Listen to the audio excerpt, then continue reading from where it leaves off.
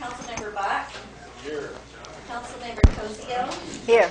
Councilmember Edge. Here. Vice Mayor Lund. Here. Mayor Moore. Here. You have a quorum. Thank you. This is an opportunity for the audience or public to address the council on any items that is not on tonight's agenda. If so, you can step up to the podium and address the council. You have 3 minutes. We cannot take any action, legally, but we can listen to your concern. Is there anybody that would like step forward now? I have a speaker card up. This is a little shift off the There you present go. subject tonight. I know you have a lot of people here. I hope that it all works out. On my way up here, I was just going to say, I was thinking, gosh, this is such a controversial subject.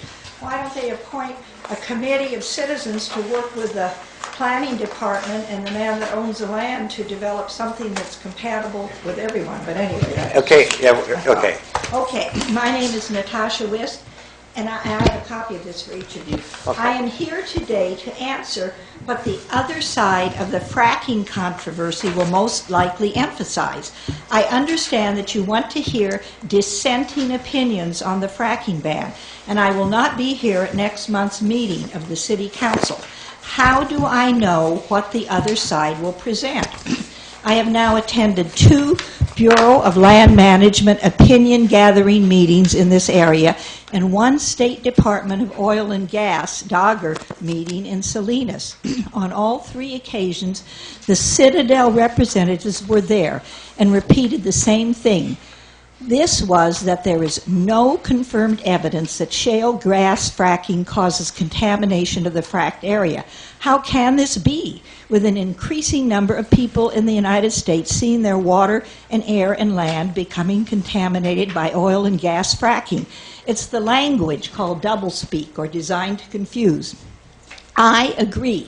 There is no reliable evidence to date that the actual present time fracking, fracturing the earth to create a passage for oil and gas, contaminates the area. The devil is in the word fracking, present tense. It is the aftermath, the result of the process that is deadly to the planet and the living beings on it. For example, there are 400 fracked wells in San Benito County, and 27 of them are active. The others are waiting for enhanced fracking techniques. As the easy-to-get oil is gone and the vertical drilling is no longer useful for extracting this heavy, dirty oil or natural gas, a vertical well straight down can use up to 160,000 gallons of water. Citadel Corporation emphasized that this is less than the average golf course uses on a regular basis. This is true, and that is why 5 golf courses have been closed in Santa Clara County because of water emergency. Also, the water used on a golf course does go back into the ground, little more contaminated than when it came out of the ground. Enhanced fracking is dependent upon several hundred chemicals, now mostly undisclosed, and half of that contaminated water must come up out of the ground after fracking and be contained in holding ponds or carted off to a toxic dump site. A horizontal well in France, enhanced fracking for hard-to-get-at oil and gas can use from 1 million to 4 million gallons of water. Okay. Just wrap it up if you will. Okay. Thanks. Okay. So No, that's all right. I'll end up with this last paragraph. All wells ever drilled in the United States are leaking methane gas now because of the gasket material that is hardened into cement paste and the cracking. 1,000 families in Pennsylvania and New York have reported contamination of their drinking water from nearby fracked wells. And on and on and on. Yes, Citadel is giving us their facts, twisted and slanted by their highly paid propaganda people. We, the people, are no longer lulled into the fantasy of safe fracking. We know that safe fracking is the oxymoron of the decade, as is clean coal. Yes, listen to the other side, and then decide on the basis of truth. You've got about 4.5 minutes. I'm sorry, I got a big crowd. I appreciate it. We're going to have it here next month. Okay, thank you very much. Thank you. I just wanted No, to say. that's fine. I'm going to try to keep it fair No, tonight. I want to and I thank you. understand. I want to thank this city council for being a small democratic boat in an ocean of political money and influence. Thank Okay, you. well, thank you. Thank you, Mel. Is there anybody else? I have some cards if you want after. This is for public comment for items not on the agenda. Do you, Is there somebody before me? yeah, I believe there is.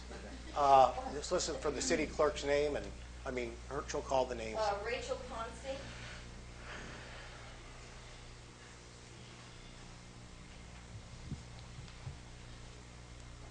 I just, because there's so many people here, I thought it'd be a great opportunity for me to remind everyone about the Aroma San Juan Batista Community Schools Foundation fundraiser on April 5th at the Aromas Grange.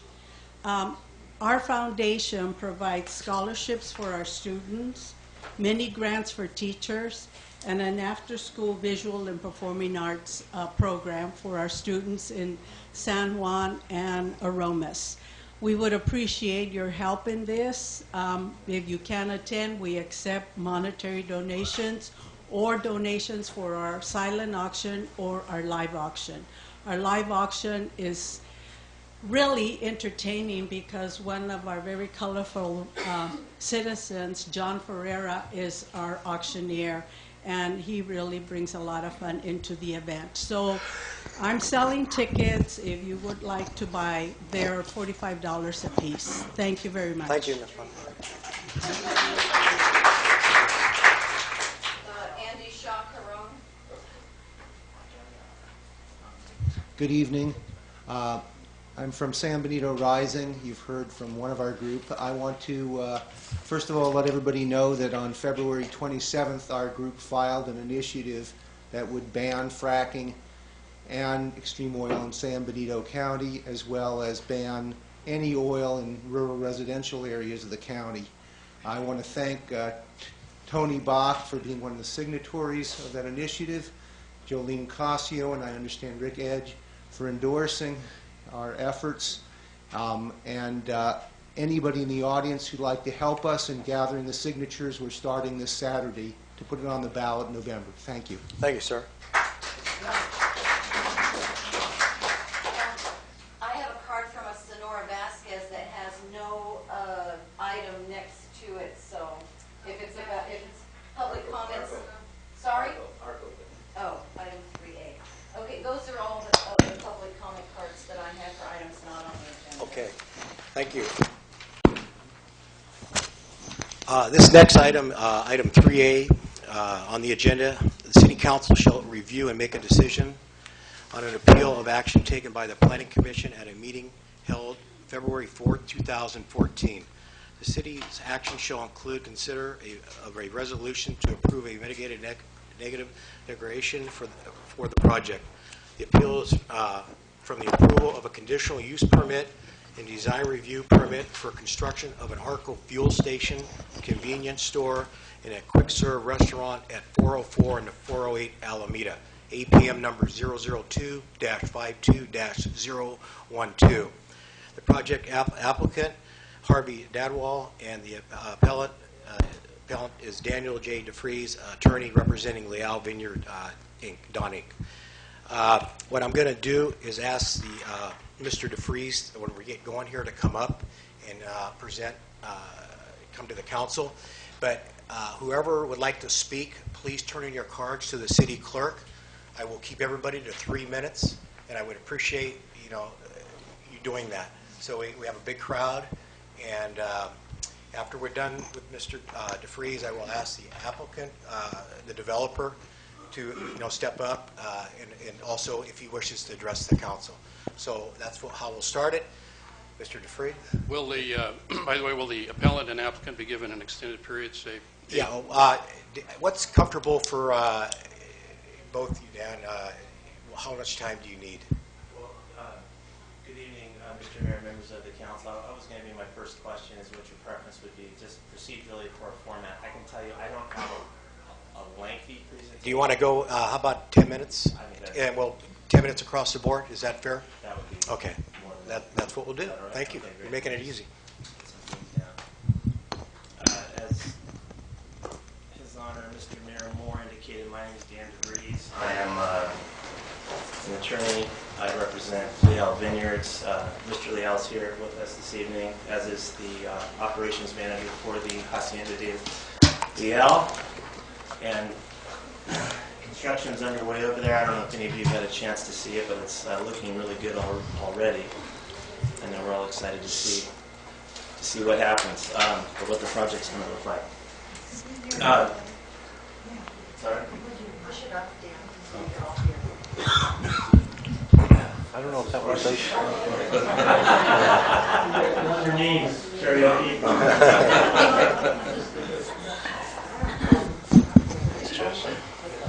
You know, is that better? Okay. The first thing I thought I'd do is just remind ourselves where we are tonight procedurally.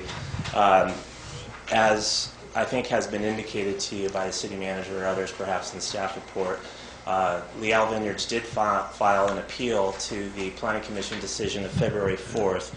And that appeal was filed pursuant to San Juan Bautista Municipal Code 11-25-080. And that pretty well prescribes what we're going to be doing tonight and what your abilities or authority is this evening. And it's pretty broad. I would say it might even be a little bit unique amongst cities and counties in that you have an opportunity tonight to decide this whole project, what's called de novo, which means as if the Planning Commission hearing never took place, as if you're going to be the Planning Commission. You know, query whether that's a good way to go. It would take forever, I would submit, to do it that way. But the ordinance says City Council may consider the entire matter and in so doing may add, modify, or delete conditions as it deems necessary or proper, conditions, mitigation measures, what have you. As I said, that would take a lot of time to do because there are 40 mitigation measures, and some of those I'd like to touch on tonight. So let me start my comments with the end, which is that I believe the city manager has given the council 3 options for tonight. One is to uphold the Planning Commission decision and deny the appeal. One is to approve the appeal and deny and overturn the Planning Commission. And then the third, which I think is the most logical under the circumstances, is to refer it back to the Planning Commission for further review and to do some of the heavy lifting on some of these mitigations, as we'll hear about in a second. I think that makes a lot of sense for everybody that's involved. On February 4th, the Planning Commission hearing, I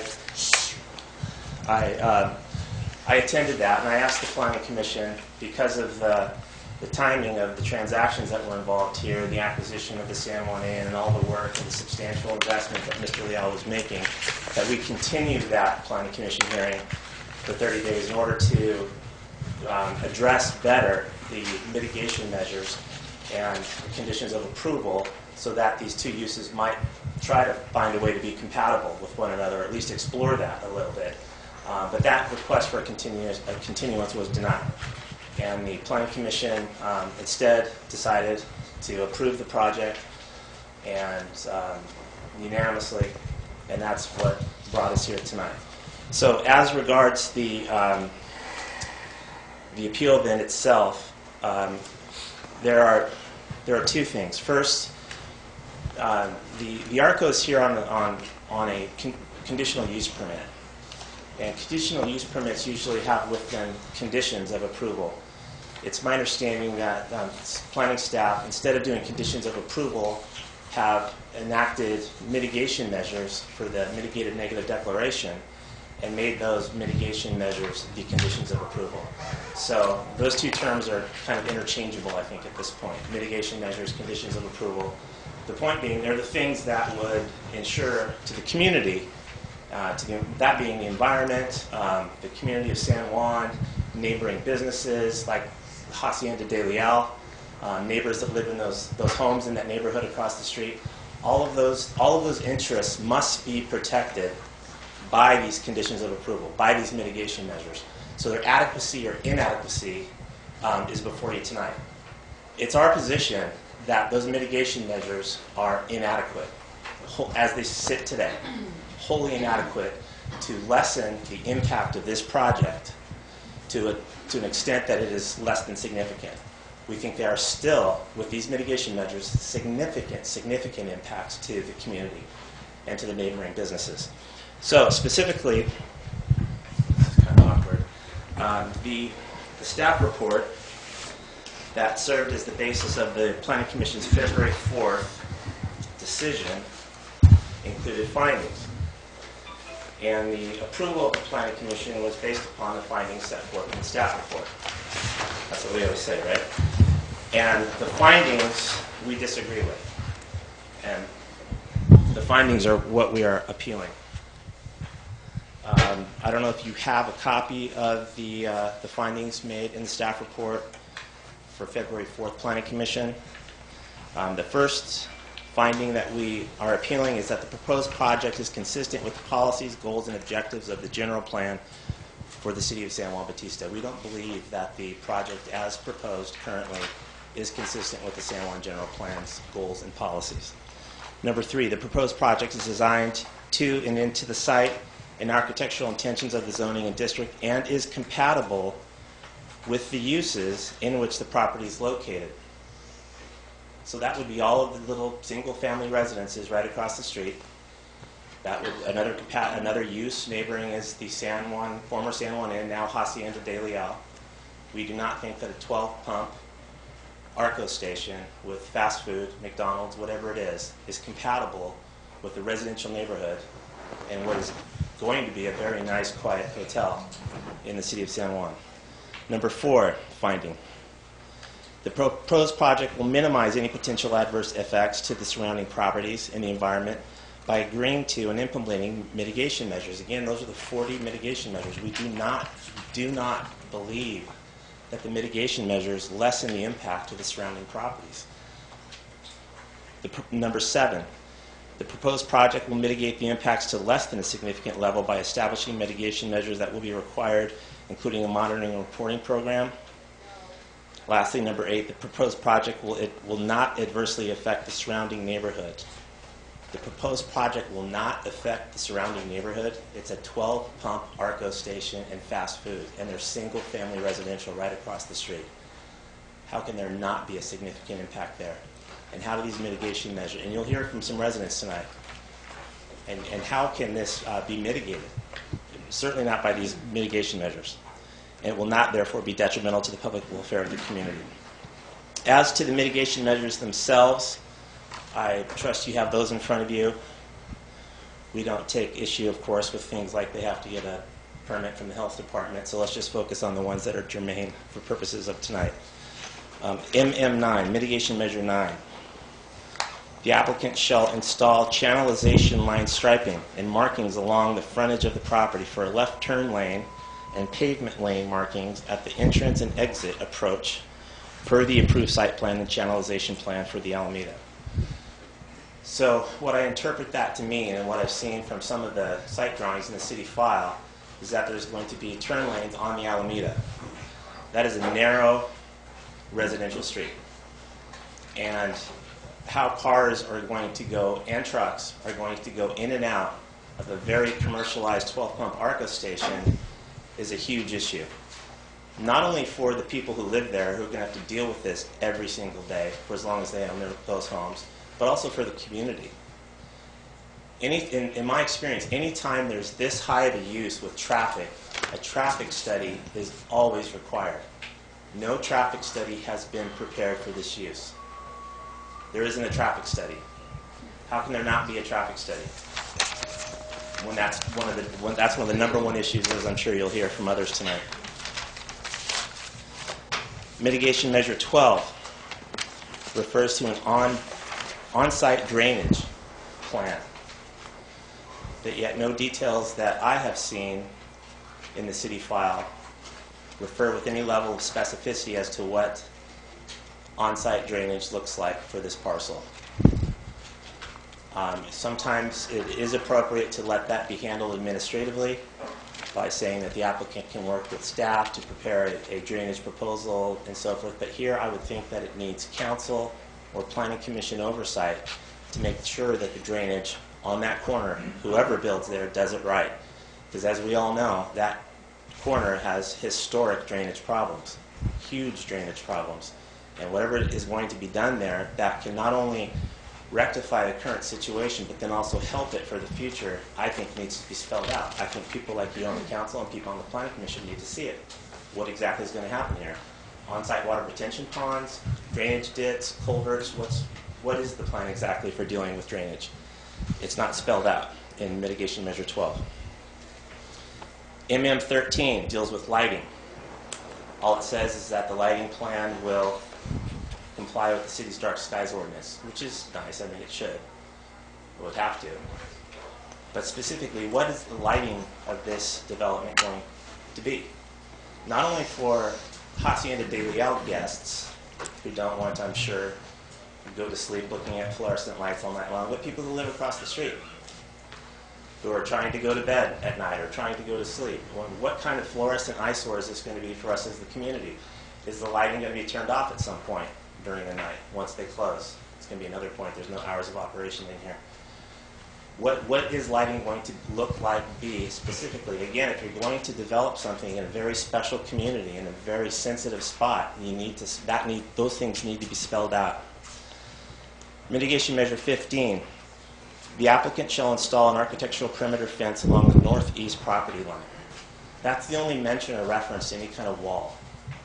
And in the last few weeks, as I've been discussing this project or these projects with various people in the county, the questions come up, well, couldn't you just build a real big wall to separate them? Well, that would be a pretty big wall. I don't know. But there's no specification for where the wall would go, how high would it be, what would it look like? Mr. Leal, right now, today, is spending a lot of money, $1.5 million, making that San Juan Inn into Hacienda de Leal. Very, very nice. The old world stucco finish on the walls. I encourage all of you to go take a look. So obviously then, any wall adjacent to this needs to be particularly well made and needs to be carefully designed.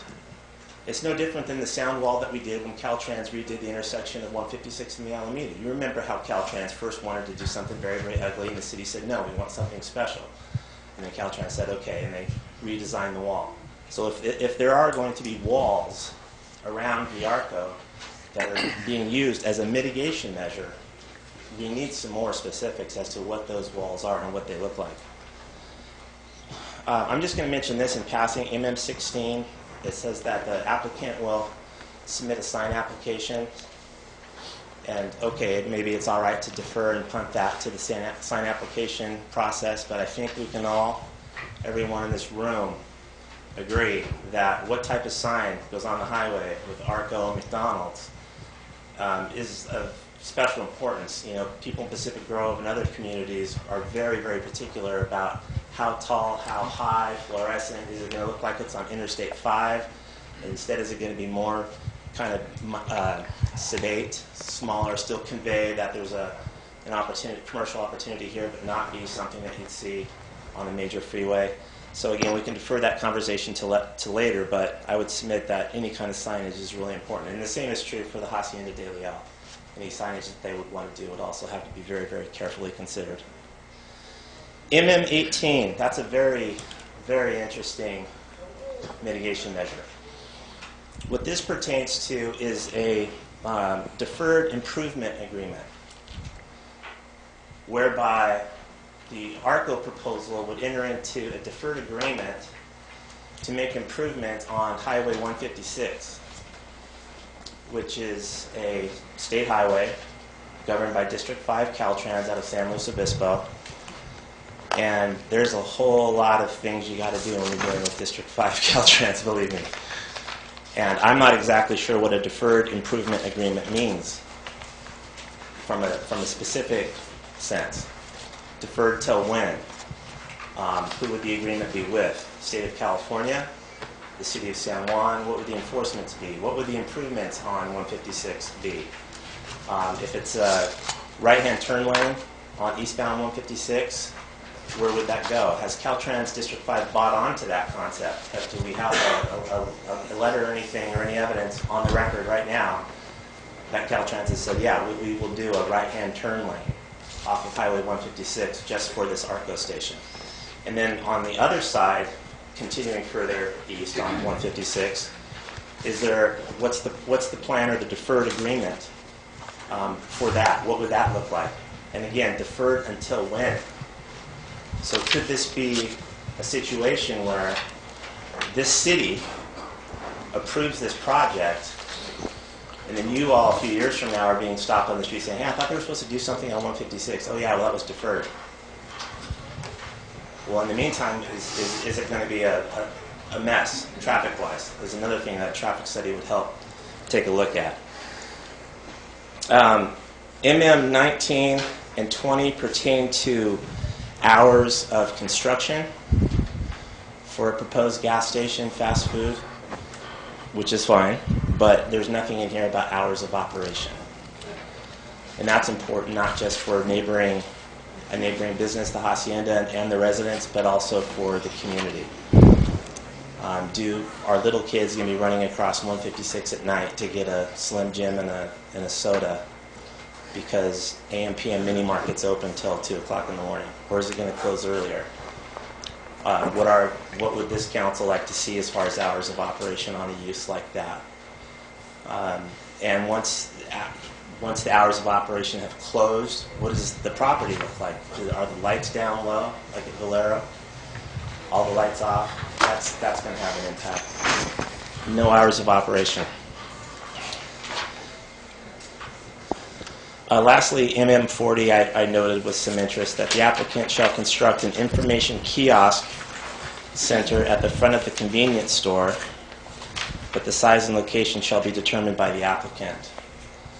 I would think that if it's as Mr. Dadwall and Mr. McCormick say, and this is a gateway visitor center opportunity, we the city might want to be a little bit more particular in what this visitor center will look like other than a kiosk, and a kiosk can be almost anything like a wire rack, and what the city would like to see in terms of the gateway visitor center kind of experience.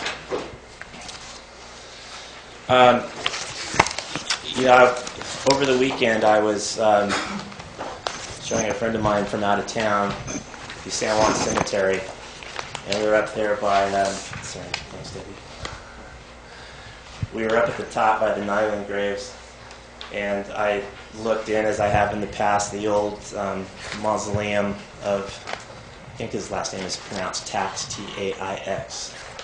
And I looked in there as I've done, and I've seen the marble busts of Mr. Tax and his wife. And I thought, man, I don't know too much about that guy, but he obviously had a lot of juice in this town when he did, because who has a marble bust made of themselves?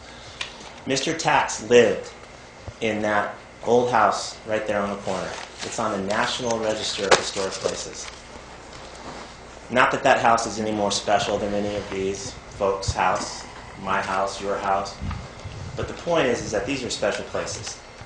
And that's a quiet residential street.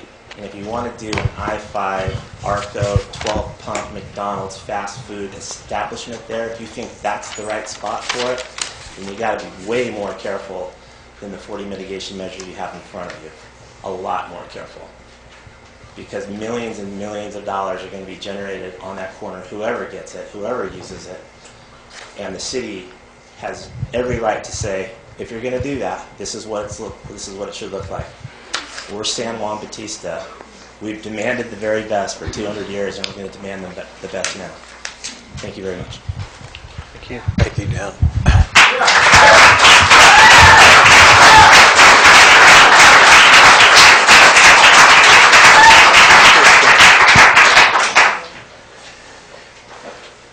Mr. McCormick or We'll have Mr. McCormick go and then Frank. We'll have Mr. McCormick go and then Frank. Good evening. Council members, population, citizens, we're here to talk about the gas station proposal, the convenience store. Right, this one over. Oh, there's something else.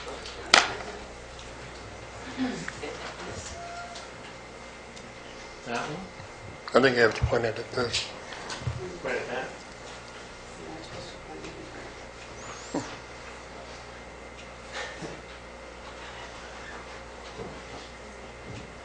We won't charge them the time, will we?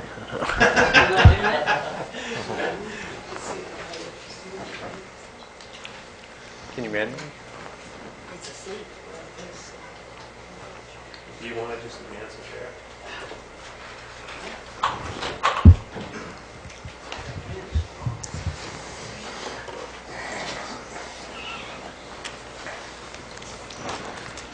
While we're trying to get this straightened out, I also want to thank Daniel DeVries for coming out.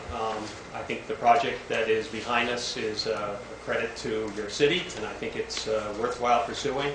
But I want to stress here that this is not a choice between one project and the other. In fact, no one has the right to deal with this in the manner that we've been through.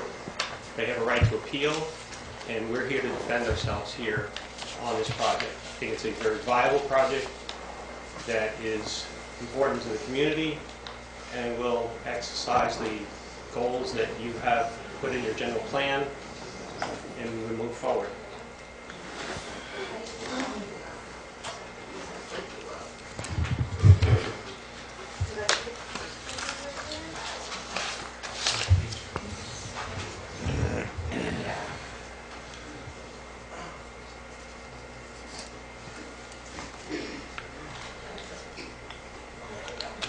There we go. So this is the action that was taken on March 18th. To be taken tonight is the agenda.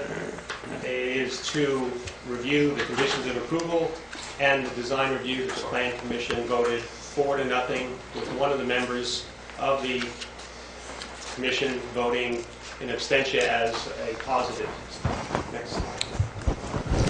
Project, as many people understand it here, it's a gas station, convenience store, restaurant, and the conditions of approval are 40 parking spots and so on. Next. So here's the resolution that was passed, and it is clearly stated that the city followed the secret process, declaring a negative declaration. What's important to note is, as the city staff is extremely experienced in this matter, they proceeded with the negative declaration based upon a full analysis, including a traffic study. And it was the determination of this traffic study that this would not have a significant impact on the community.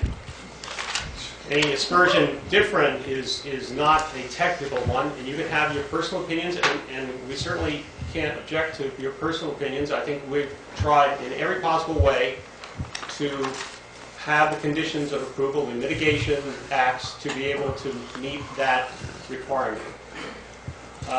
We have 40 conditions or mitigations. That's an extraordinary amount, and we're happy and pleased that the Planning Commission did such a thorough job of describing what they needed to do. This is an excerpt from your 1998 General Plan Goals.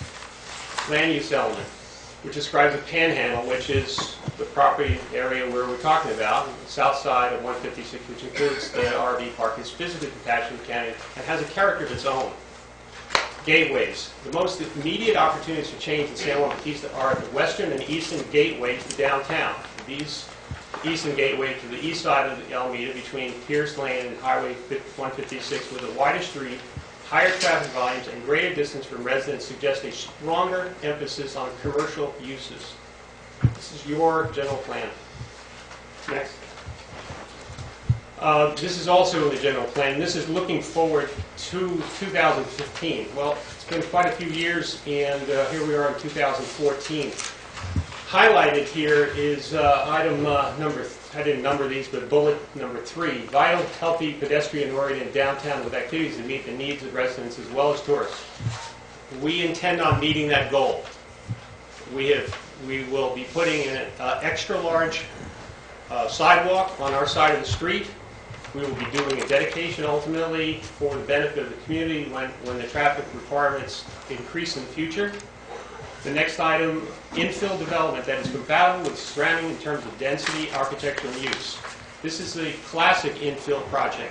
It's not out in the middle of nowhere. It's It is on the highway, and it is a clearly infill. And with the hotel next door, it shows that the community thinks that commercial is appropriate there, and it's zoned commercial. Next highlight. Attractive development of the city's gateways on Muckalending Street and the Alameda. That is one of your goals that you set in 1998. This is 2014, and nothing has happened there, and we're here to try to actualize your plans. The next item highlighted, new visitor serving development on the south side of Highway 156 between the San Juan Inn and Mission Farms RV Park. Again, this is your goals. You stated these, and these are 1, 2, 3, 4, 5, 6, 7, 8, 9, 10, 11. 11, 4 of which I think we can accomplish for this community. Next. The municipal code goals also go on to say that the intent of in the zoning code, the intent of the commercial C district to provide small-scale commercial centers in which certain convenience goods and related services typically used on a daily basis are made available within the walking distance of residential neighbors while not competing with services unique to the downtown. Gas station, convenience store, and restaurant will not do anything else but exercise and complete that vision that you have as your goals. It also says the approval project is a I'm saying that the approved project is a multi-tenant commercial project offering a vehicle, fuel station, convenience store, and restaurant which is consistent with the current zoning code, and the applicant reserves the right to further development consistent with any amended ordinances. Next. This is the findings that were made, and we've been through these, and Daniel pointed out that these were important, and they state what the basis of the improvement, the Planning Commission's approval of our plan. Next.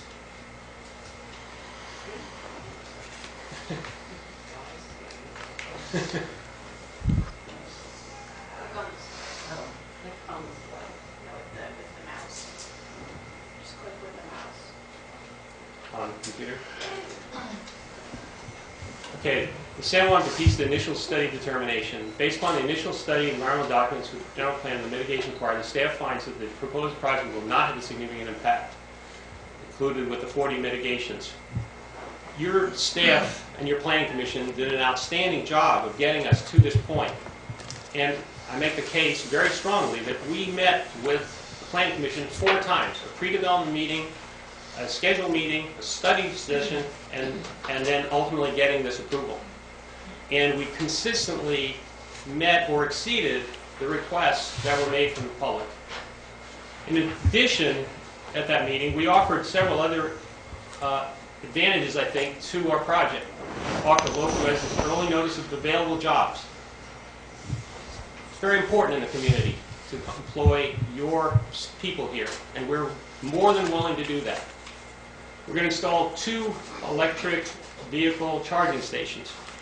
That will be, I think it's 1 or 2, whatever it is. There's only 6 now planned or in execution in your county.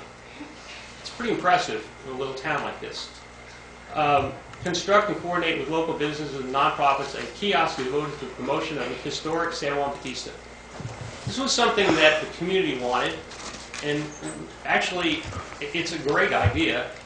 The design of the kiosk, you'll see it in the planning stages of a building permit. You will see it as we go through this, and you will have your comments. And I reach out to the Historic Association, to the Chamber, the community. We want to design a kiosk that's effective. We don't want something that's ugly. We want something that is attractive and valuable to you and to bring the customers from the Alameda onto downtown. The next one, be open to local and regional qualified restaurant operators and entrepreneurs the opportunity to lease the restaurant space. We have no agreement with the McDonald's, the dreaded big monster, apparently. We have no agreement with Arco, frankly. But we do have an agreement to have a gas station, a C-store, and a restaurant. And I'd be happy to meet with the Chamber. I've talked to a couple of the restaurateurs here. Haven't gotten very good feedback so far, but I'm willing to reach out to Hollister or Croomdale or wherever if someone locally wants to run a restaurant. We are not contractually bound to anybody. Next. It's a map. Keep going. Maps, zoning, the parcel map, keep going, aerial, corner, picture. Benefits to the community. We went through this several times in our previous presentations. We want to improve the quality of life in this town. We want to improve the economic opportunities, and we want to meet the goals of the city of San Juan Bautista. Next. A long list. I don't think I need to read this, but you've seen this before. We want to attract tourists who are driving along 156 to stop in San Juan Bautista. Get gas, get restaurant, buy a soda, people on the road. There's virtually no real gas stations here for miles. You have an opportunity to bring and stop people here that might say, well, honey, we're here. I hear there's a mission there. Oh, let's bring the kids to the mission, okay? But if they're driving 60 miles an hour, that conversation never happens. So we think we can enhance it. We designed a beautiful building. Some might object to anything in the design, but I think the Planning Commission, certainly with a 4-0 vote, agreed that we could do these things. And we support the efforts with the city and Caltrans. I know for a fact that the city manager has had multiple conversations with Caltrans. Moving them is difficult, but Roger's got just incredible skills. You are so blessed with having Roger here at Grimsley as your city manager. He's got great skills, experience, and he reads the room, and he knows where he needs to be to get projects approved. And I think you need these kind of projects, the hotel improvements, the gas station, to tell the world you're actually here. Next. Economic benefits, of course, sales tax and property taxes and employment taxes, and we are a gateway. Every town in the country wants a gateway. You are lucky to have a gateway. It's nowadays, shopping centers are frequently named gateways. That's how important they are. And so we have an opportunity, and you really need to grab a hold of that. The previous slides talked about, economic benefits, about what the community needs. It needs simple services and goods. You have no place for a lot of the things that you would get in a convenience store.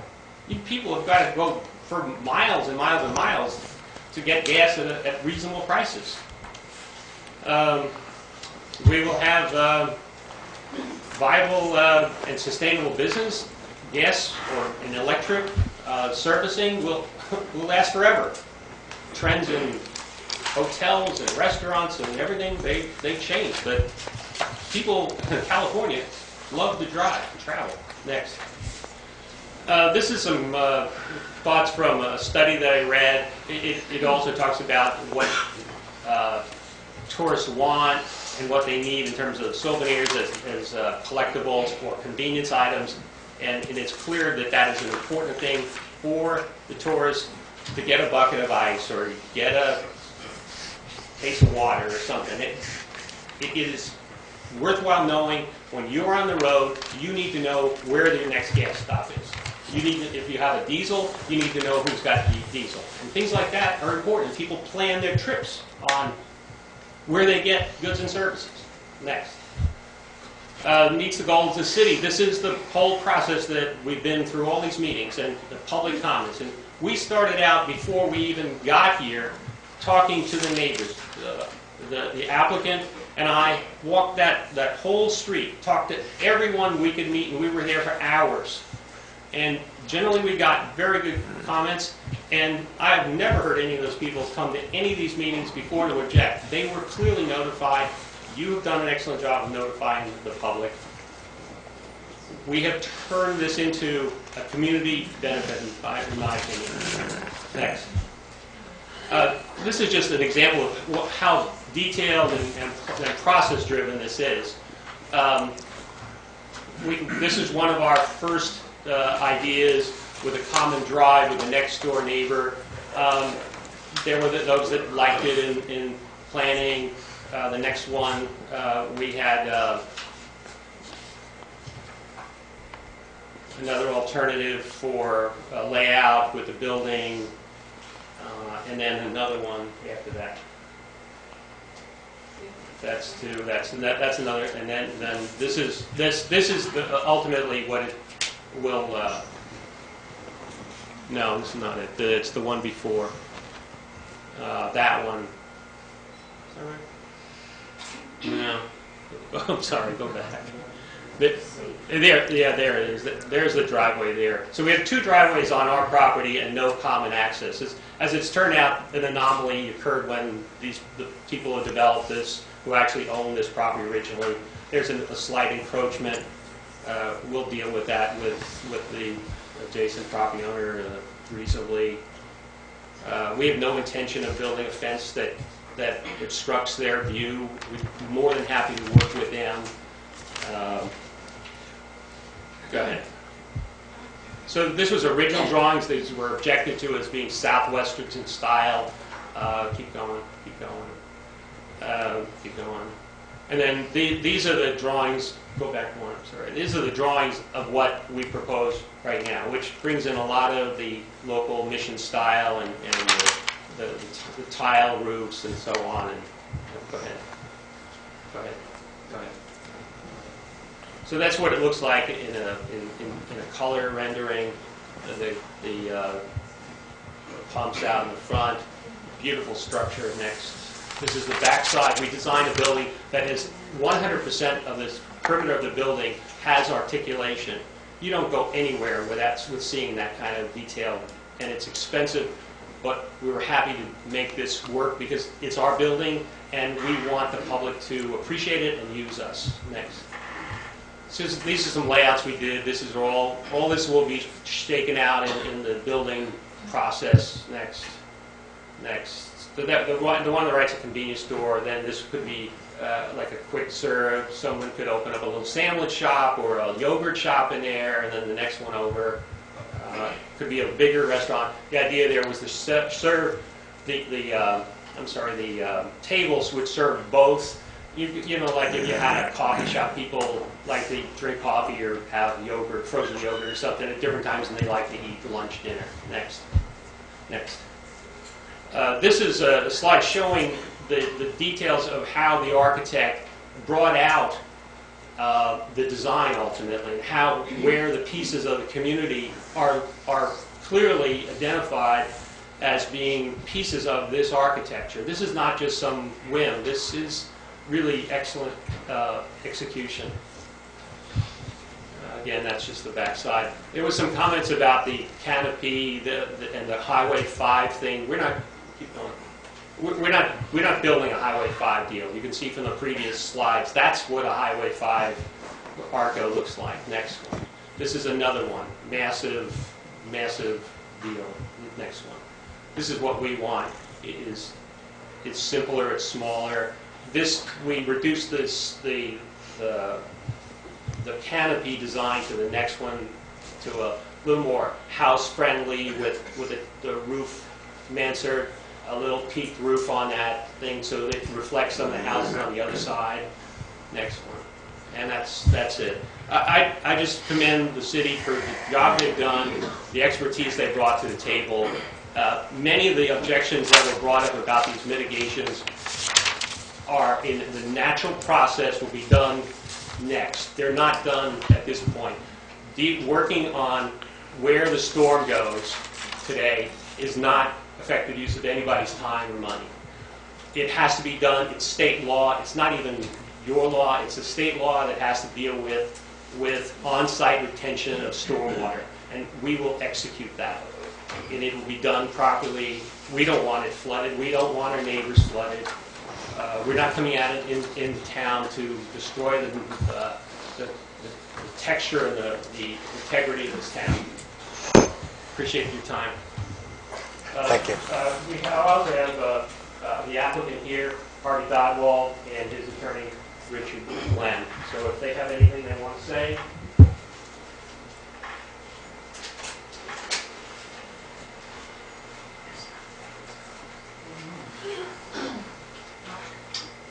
Good evening. I'm Richard Glenn. I do represent the Dadwall Group. We're in the hospitality business. We have other operations in San Benito County. We're looking to invest in your community, carry out all the things that John has explained to you. And I'm sorry we took more than 10 minutes to do this, but we're very glad to be here. We're committed to working with the neighbor too on any of the residual issues. Thank you, sir. You know, at this time, I'm going to open it up for public hearing in a second, but a couple things. Keep your comments, the clapping down, either whatever side you're on. Just listen to everybody speak, be courteous, and we'll get through this. I'm going to keep everybody to 3 minutes. And if you do plan on speaking, please give the city clerk a card. And if you can maybe just chime out the side, outside and pass the word if people want to speak, to get a card into our city clerk so she can have all the cards. Did you want to give Frank a chance first? Is Frank here? Did you want to give him a chance? Dan didn't.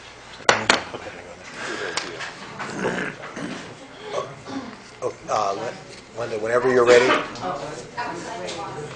Yeah. Sonora Vasquez.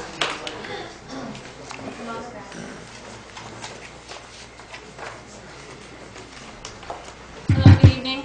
I want to share something with you from a long-time member of the community, Robert Eliason. He couldn't be here tonight, so I'm just going to read something that he wrote on some thoughts on the plan for the city. Rather than being a gateway into San Juan Bautista, this project easily allows the tourists to bypass the historic part of town completely by providing them with many, if not most, of the same goods and services tourists buy as a matter of course in their travels. Since the gas station is envisioned as the gateway to the tourists coming to town, they give themselves the unique position of being in line for the first shot at the tourist dollar. Tourists could easily spend their entire souvenir budget without even coming into town. The stated intention of this complex is to meet the needs of the interests of the primary resident by offering a wide range of consumer goods and services. Listed in the economic benefits, this development provides services that maybe are unavailable and they have to drive further to get them. Listed under the project lines, postcards, booklets, t-shirts, and mementos, as well as foods, health, beauty, aids, gasoline, ice, suntan lotion, and regular household items. This list of items directly undercuts every business in San Juan Bautista. It first and foremost undercuts the business that currently provides the most taxes to the city, the Valero station. It undercuts the Windmill Market, which currently carries a fuller range of products than the convenience store would. The Subway, sandwich shop, or whatever they want to do, would undercut every restaurant in town as well as a deli at the Windmill Market. It undercuts any place in town that sells gift items, in particular the State Park and the Mission. The things already sold in town have a connection to the town itself. In the case of gift items, the ones for sale in town are often designed and produced locally, or are the work of local artists or craftspeople. They are selected for sale by merchants who have been catering to the tourist traffic for, in some cases, decades. Unlike the park and the Mission, which rely on the tourist money to survive, not to mention the independently owned businesses in town, the new complex is based on a sales model that can survive on a low profit margin. The loss of income to the stores, the park, the Mission, does nothing but threaten the survival of the already struggling businesses. As those businesses falter, it becomes much easier to seek economic recovery by allowing more chain businesses into the town. One claim that they make is that they would be enhancing the early California reputation of San Juan Bautista.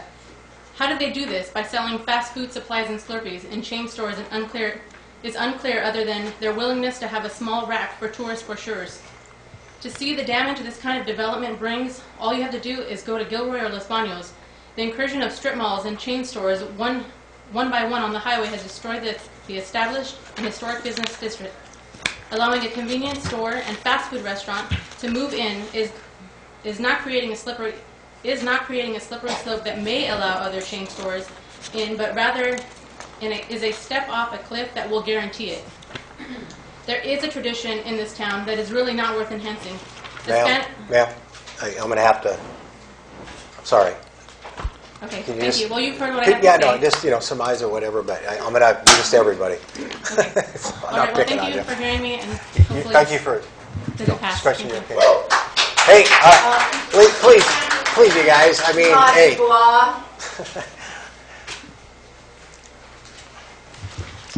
Hi, Todd Dubois, 5 parcels on 7th Street. And I'm here tonight to do 3 things. 1, support staff and commission on their hard work and dedication. 2, to try to get things done in San Juan predictably and reliability. And 3, hopefully stop some of our historical dysfunction. First, I think we owe it to this council and their commission choices, the people they've assigned to commission, and the quality staff they've hired to honor the processes that those people have followed.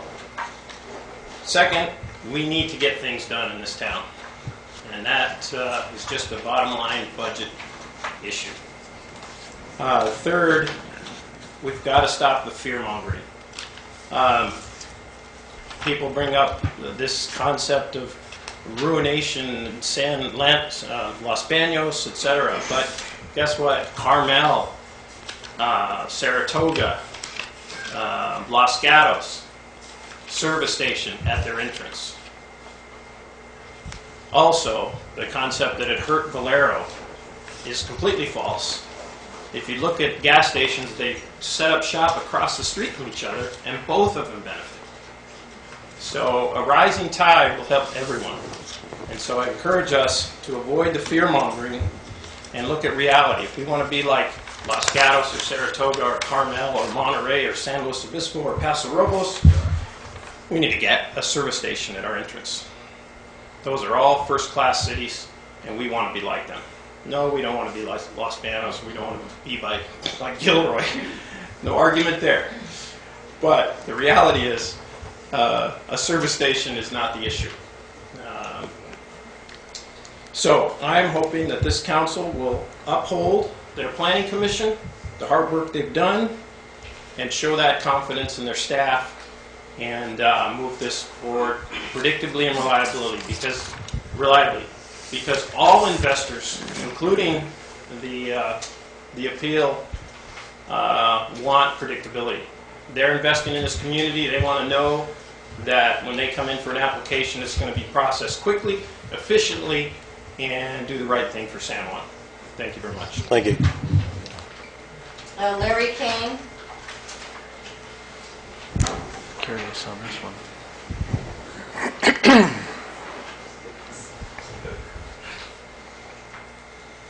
Good evening, Council, Mayor, and staff. I'm known for my loud voice, so I'm not going to talk loud today. I've been around that intersection for a long time. It has concerned me for a long time because of the drainage issues, because the traffic issues that be developed by things that go on beyond that. The hotel is going to generate its traffic, the service station will generate its, and then we have to look further to the project for the, what is it, the yoga tree project, because there's going to be a lot of traffic through that area. We have the Stagecoach Road, which creates traffic. We have Fremont Peak, which creates traffic. And then we have nature, which provides water running down with rocks and flooding that intersection. And Caltrans has some real problems with that intersection. In my time, we discussed that very deeply. So, my thought is that this is a concern that needs to be investigated thoroughly and planned for thoroughly. The economic issue is another issue, because San Juan has been in a state of, let's say, kind of having a hard time, not working too well. Things are looking better, but they need to be better than that. And I'd like to see something worked out between the competing interests to the best interest of the city of San Juan. I just think that would be the best way for things to work. I would also have a little comment. I'm sorry, but this building is pretty small. There's a lot of people here. I think maybe we're in violation of the capacity of the building. So I would encourage you in the future, if you see an issue coming that's going to have controversy or more comment, that you choose a better venue. And that is I think, important. Okay. Thank you, Larry. Elaine Reyna.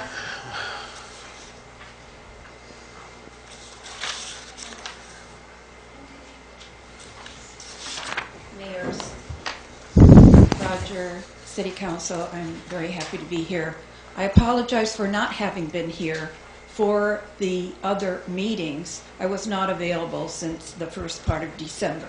So I'm here today because I live directly across the street from the San Juan Inn, which is now very appealing to me as a spa and Hacienda Santa Barbara style. It sounds wonderful to me. I would like to partake of that.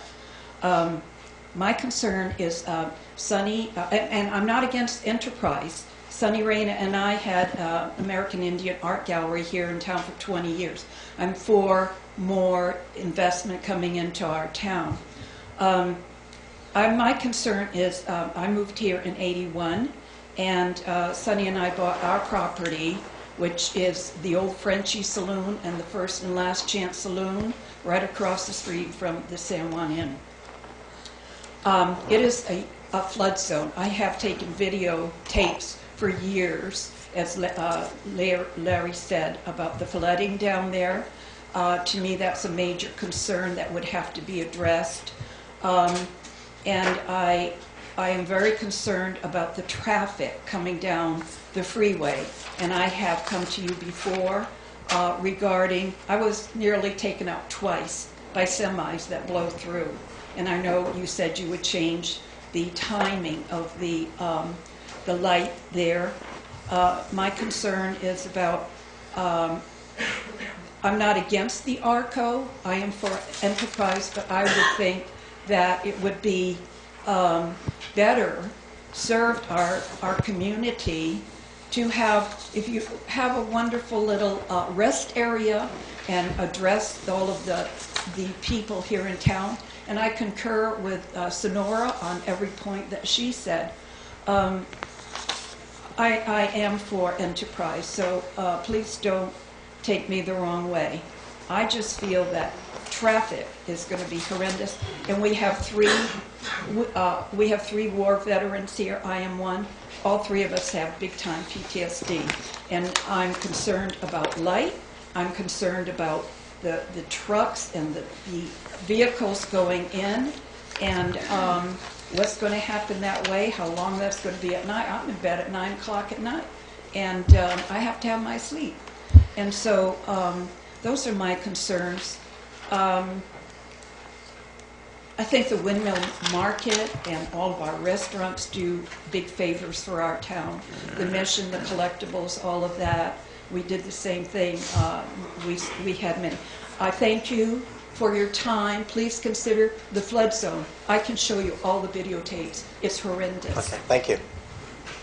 Tammy Castaneda Haracha.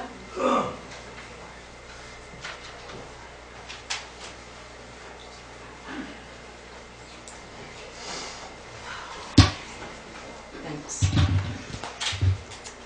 Well, first I just want to say my name's Tammy, and I'm rooted in this community because my grandmother lives up on the hill.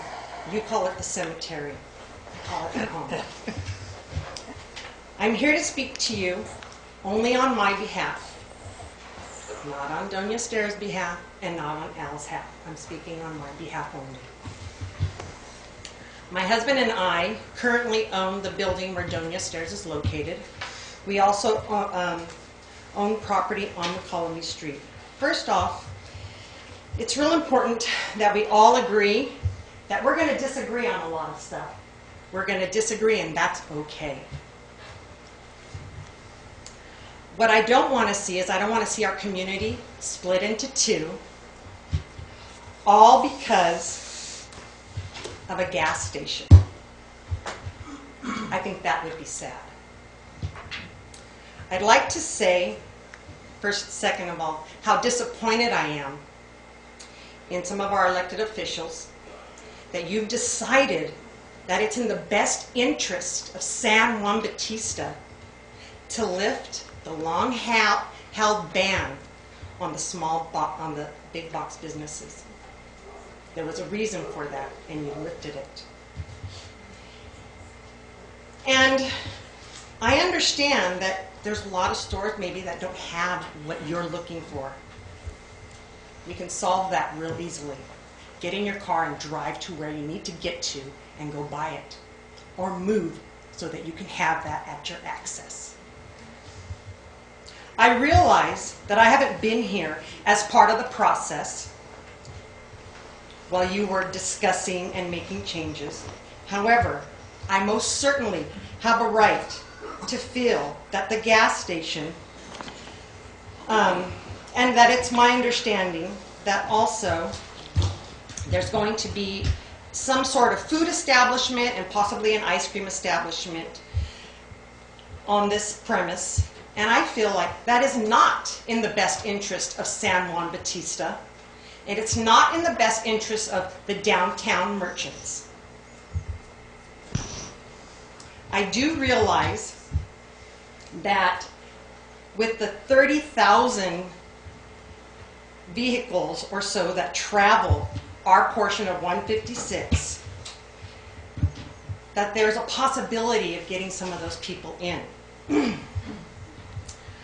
But what I do know is that if you have a carload of antsy kids, and most of us have been parents, you know as well as I know that a store that has sandwiches and ice cream is going to be an easy place for a parent to grab their sandwich and their ice cream, get in their car, and head on out with no intention of coming into San Juan. So I really hope that you take that into consideration when you're thinking about what's best for the city of San Juan, because what's best for the city of San Juan may not be what's best for you, but it's going to be what's best for your town. Thank you.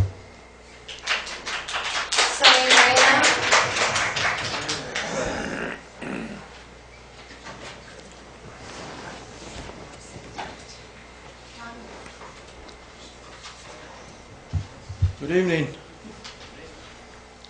Regarding the proposed gas station, I have a message for Mr. Dadwall and San Juan Bautista City Council. Buy a nice house and live with us on the Alameda Salinas Road.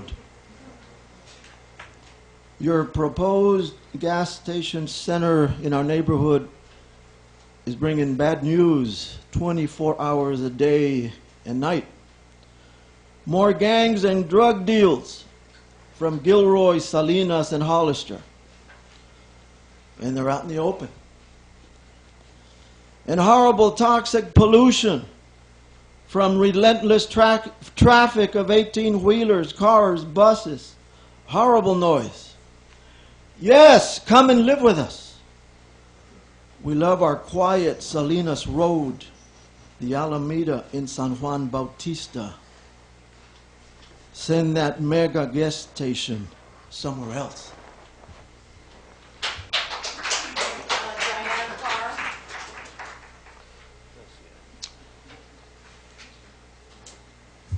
Mr. Mayor, could you give me like a 30-second warning?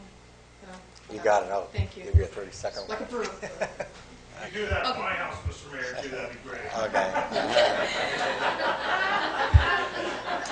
Oh, John. So basically where I'm from, I just wanted to let you all know, from Los Angeles originally, so I've kind of seen this. I grew up in a small suburb, and I've seen the growth and how it expands, and all of a sudden you're in a small area, and you have 3 cities, and all of a sudden all those 3 cities are connected because everything just keeps growing. I would hate to see the traffic, the noise, the sirens, the alarms, the drunks, the crime that I experience with a larger city. And I see that coming. Also, having worked for a police station before, I understand that the corridors, 101 and 5, are major drug corridors for gangs. And you're making 156 a bigger thing. Caltrans is doing it. They want to do a 6-lane freeway.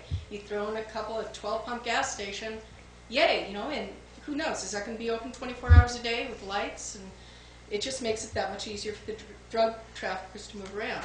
When I moved here, I moved to a small town, and I thought, you know, it has all the potential of being Columbia or Murphy's. It's a small, historic town. It can be really well done without a bunch of commercial crap.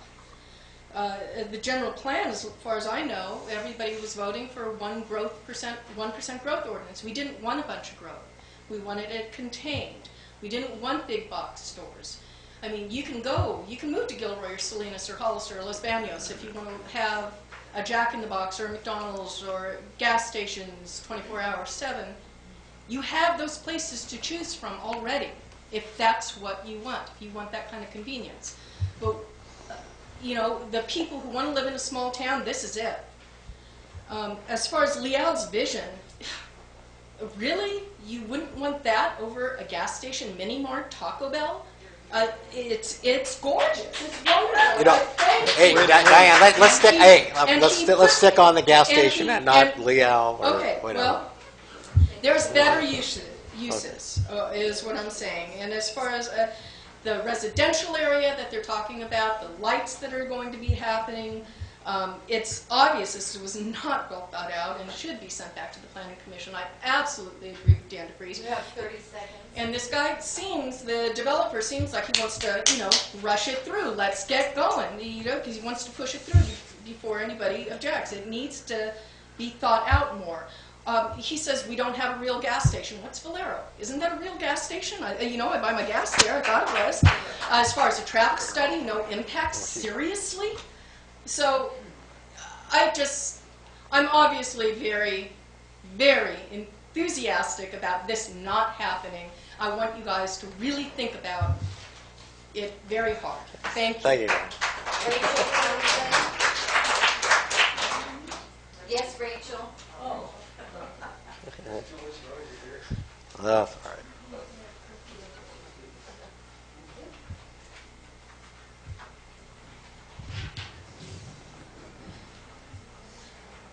A lot of work, adjustments, and careful considerations have been made both by Planning Commission and applicant for this project. The only effect that this project will have on our historic district is that hopefully it will attract more people to downtown. Because of that real possibility, I support this project.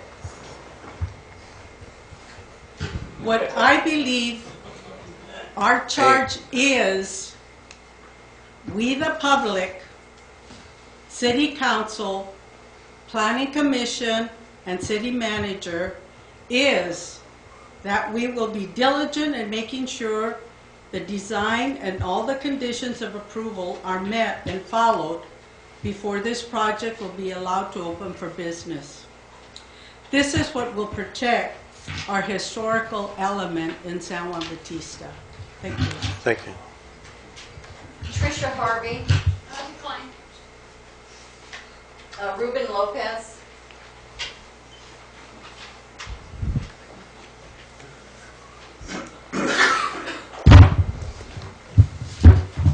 My name's Ruben Lopez. I live at 305 5th Street. That's been the residence of my family for over 70 years. I came back home in 96, after I retired from the San Francisco School District, where I spent 10 years living in a large city. I know what it's like to live in a big city. I know what it's like to live in a small town with 300 people here in San Juan, 7 gas stations, 19 bars, 3 brothels, a drugstore, a hardware store, and every convenience that we could possibly have. We did fine. It was great. It was fun living here. And I'm all for this Arco station. It's going to provide us another gas station in town. Currently, the Valero charges 35, 45 cents a gallon more than any other station in the surrounding area. I have to drive to Hollister to get fill up my tank because it's cost me a lot of money to go down here. Competition, they need competition.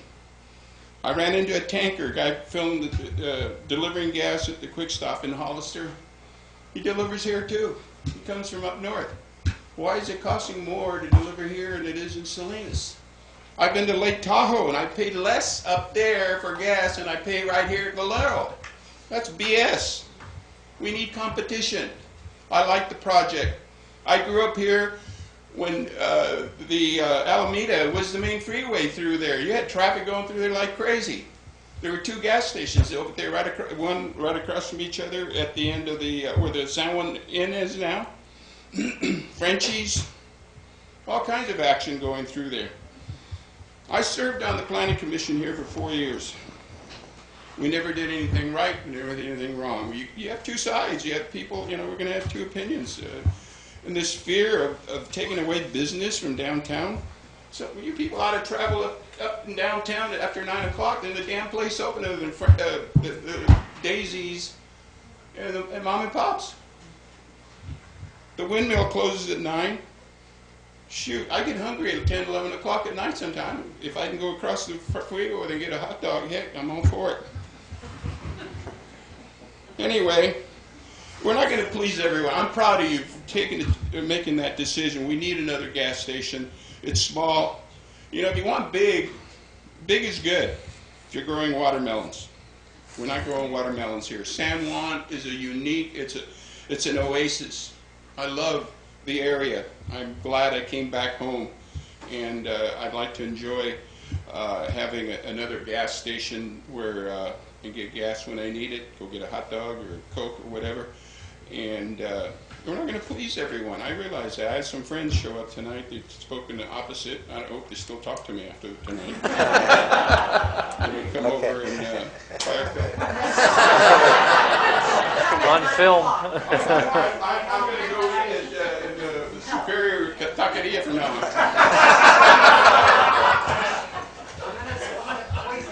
Okay. You cut into 10 seconds of my time. Good on you.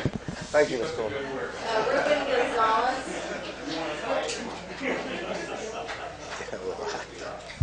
Hello, my name is Ruben, and me and my wife Sonora and our children live on 407 the Alameda, right across from where the ARCO station would be. So if anybody's going to be affected by its building physically, it'll be us. I don't think anybody else would sell their, would hope that people sold their property across the street and built a gas station. I think so, yeah. Okay, so no one at the ARCO station or in the planning committee had asked us what we felt, right? So the gentleman said that he came and talked to everybody. I talked to all our neighbors that are owners of the houses, and they were all against it. I just wanted to make that clear. We have to think about, and I think some people have talked about this, but the drinkers buying booze late at night are either going to come from our bars or they're going to be coming from other towns to buy, if it's open that late at night. The kids traffic. No one's thinking about the kids. If you can get a hot dog for 99 cents, you're going to cross that highway. If I'm on a bike, I'm 13 years old. I'm going across the street to get my, pig insides on a bun. That's what I'm going to do because I'm a kid. I'm going to buy all the food that makes me fat and all the stuff we talk about at BC and we're teaching our kids. They sell it really easily right there, right? Remember, energy. Energy is what makes this town move. If we take it away from downtown, we're all putting it that way. Windmill did a big thing by pulling it this way. And then we're going to continue to pull it that way. Whereas the wine company, there's going to be people coming from over here because it's a destination area. San Juan's a destination area. You don't go, I'm driving by, I just got, I stopped and got some gas. I'm going to stop in San Juan. No, you go there because you know you're going there. These are destination spots. A gasoline station is not a destination spot. You're hopeful that it might bring somebody. It's not going to take away, I don't think it's the people that come by through here. No, they're just coming through to get some gas, get a sandwich, and they'll go. The people that are going to come into this town are the people that are here because it's San Juan. So you got to, and then the traffic, guys. I mean, come on, think about it. Really think about the traffic. That's where where the 2 lanes become 1. What are you going to do, really, with traffic? That's insane. And the flooding, that whole side of the street, it's all pothole. And the city hasn't done anything about it. I want the planning commission to come over there and look at the street and look at what the water's done to it. San Juan is a destination spot. It's not a town you drive by and say, hey, let's stop here. No, it's where you go to. You go because you know there's a mission. We don't want a quick serve restaurants. We want people that stay a while. We want them to come here, and that's what they do. They come here because it's a destination spot. It's not something you just stop at. We really got to think about it. I'm for, growth, you know what I mean? But it's got to be the right thing. And we really got to think about the traffic, because every time we make a left going onto the 156, going towards Monterey or Gilroy, the diesels are coming quick. They are coming quick, and I've seen so many people almost just, lose it. So we really, really got to think about it, guys. And, I'm for growth, and I'm not against anybody, but I think it's a bad idea. Thank you. Cynthia Ponce. I agree with Ruben. I agree with Tammy. I agree with Sonora. I don't agree with Rachel, because I think this is a negative effect on this town, negative effect on the residential, property values. There's flooding, there's traffic, the school, the kids, the noise, the light. There's going to be an AM/PM store with a restaurant, 12 pumps, convenience store also. And I think that's going to take people away from town. It's not going to bring them into town. I don't know how you can even think that you can bring people into town. Like Ruben said, this is a destination place. It's going to have everything there. Nobody's going to cross the way over there. As far as hot dogs, make your own. Also, I think I'm really disappointed with the Planning Commission, because I've been going to these planning commissions for the new general planning. And I thought I was making a difference when I was going to these meetings. I thought I was making a difference when I was behind Wanda. But I feel like I'm just doing rubber stamp with this whole city and all these wonderful things that we want to be a green city. You're not going to be a green city if you're going to have an Arco gas station with all this restaurant convenient place over there. I come from the same place that other lady came from, LA. I saw what happened to LA. I saw it happen to San Bernardino. You don't want that to happen here. And I've said it before in this place. You should be really proud that you have a town like this. People come here because it's a small town. A lot of you grew up here. You should be ashamed that you're doing this. You should think it through. I'm disappointed with the planning people too, because I studied planning. This is bad. The general meetings that we've had talked about being green and doing all these things for the town and keeping the historical stuff. And this is a major contradiction. This is a sneaky move to get in before we get that other plan in. And I'm really disgusted with that whole way to sneak it in. Promise Valero, make Valero promises that he's going to be the gas station to get him in. Then everybody doesn't like his prices. Well, you know what? Gas is not going to get any cheaper, because that's just the way gas is in this country. Another thing, Windmill wanted a gas station in their property. Some people said it wasn't a good fit, and I agree with those some people. I don't agree with them on this one. It's going to take business away from Windmill, and you promised him a lot too, and now you're going to take it away from him. You're not treating people in good conscience when you bring it into this town. Somebody says they're proud of you for all the openness you have with businesses. Well, you're not being fair to these people, Valero and the Windmill, the downtown people. You're not being fair. That's all I have to say. Thank you. Is Maggie Village here?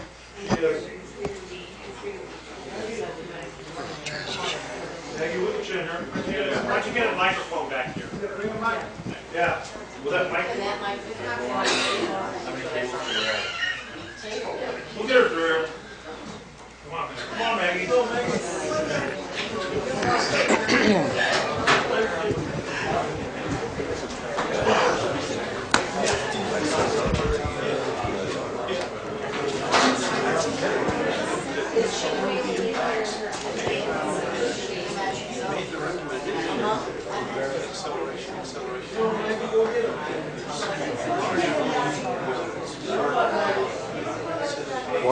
Want a water?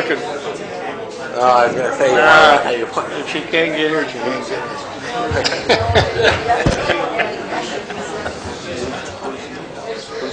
Oh, God. It's all right, Mom. She's there. Excuse me. I was a little bit indisposed on the back lot.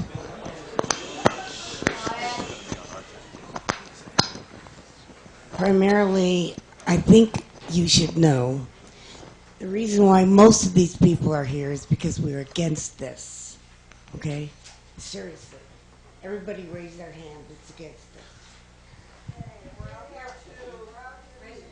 Nobody asked us, okay? No one asked us.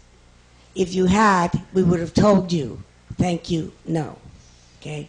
There's a lot of reasons for this. The freeway is going to be expanded. You're going to have 15 pumps right in front of the freeway. When it gets expanded, that'll be a fun thing for the truck to run into it, and then we'll have a fun fire across the street from a school. We didn't put in Jim's gas station because it was across the street from the school and because it was on the freeway. May I please remind you of that? Most of these people are here because we don't want the gas station, okay? We don't want a convenience store. So when you guys figure that out, let me know, please. Thank you.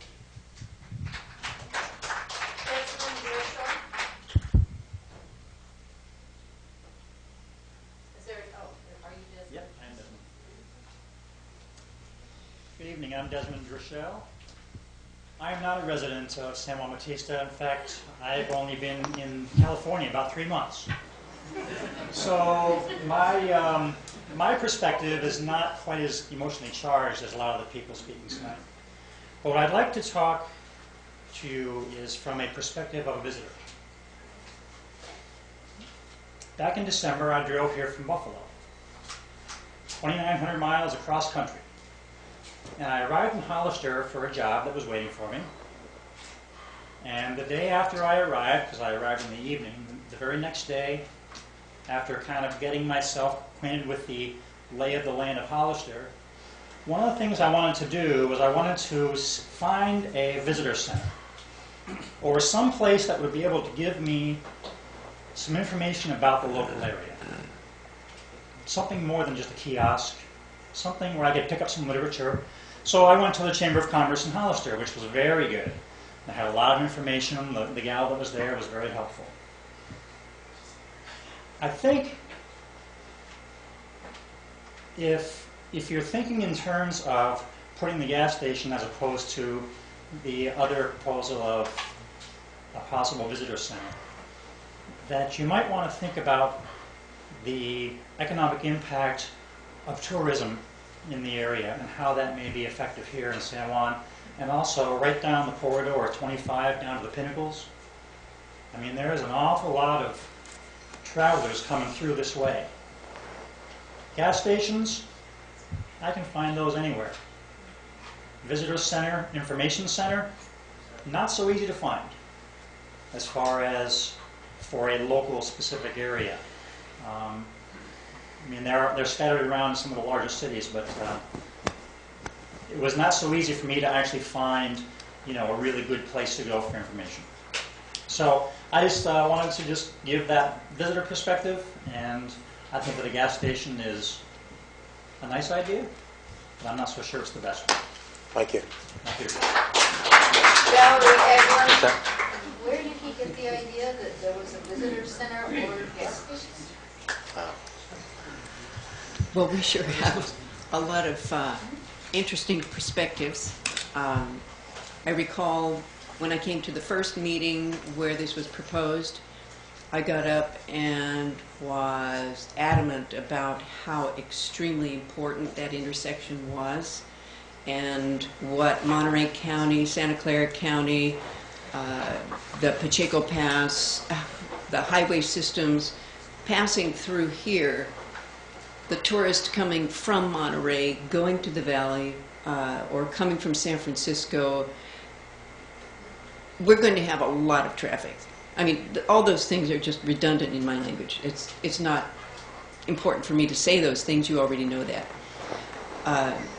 But I believe that the perspectives that have already been presented about the traffic at that intersection that's going to be going to all the facilities, the tourist facilities that are beyond, make it just as important as when I talked last time.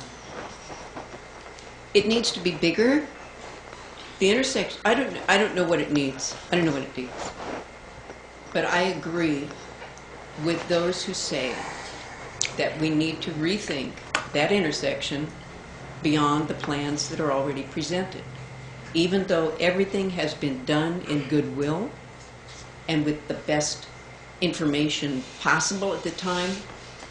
But I think that's what design is about, and that's what we've been going through with the general plan. These kids from Cal Poly, right? They've been talking, they've been trying to present ways of thinking outside the box, getting together and working on specific problems, bringing those specific problems to the floor and making a broader, more democratic decision making. And so that's, I think, what I'm hearing from everyone here and what has already transpired and what's been going on with the general plan. I think we would shortchange ourselves if we don't give it just another try at negotiating, thinking it through, and lining up where our needs are. Thank you. Thank you. Ray Sanchez.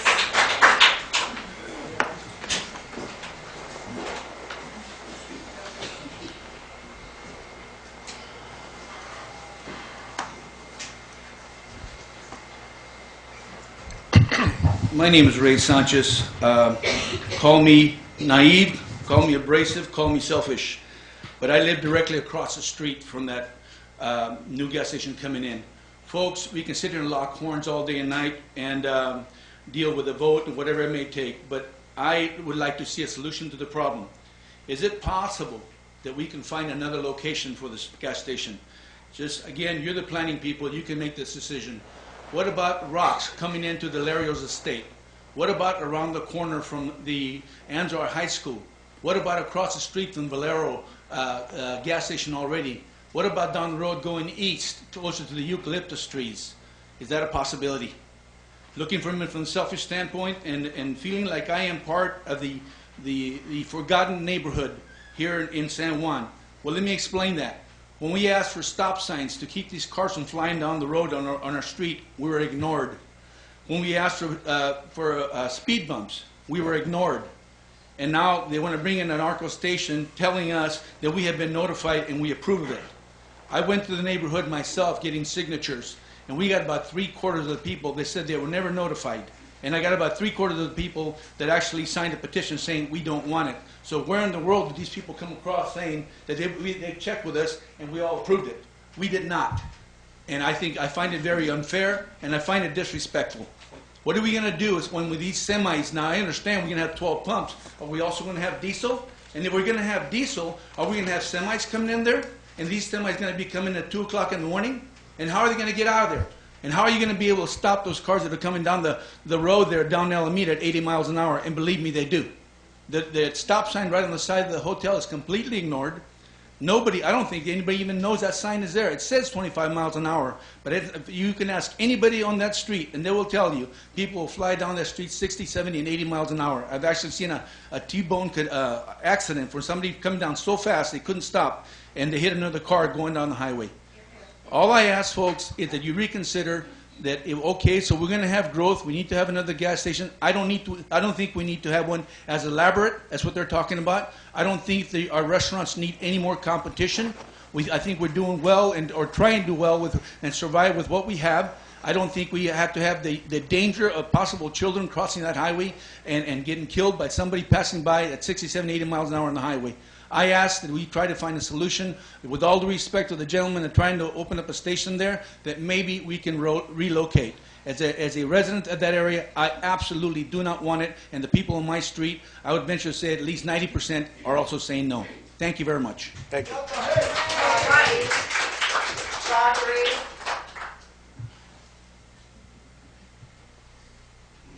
I wasn't going to speak. And I probably don't have to say this to you.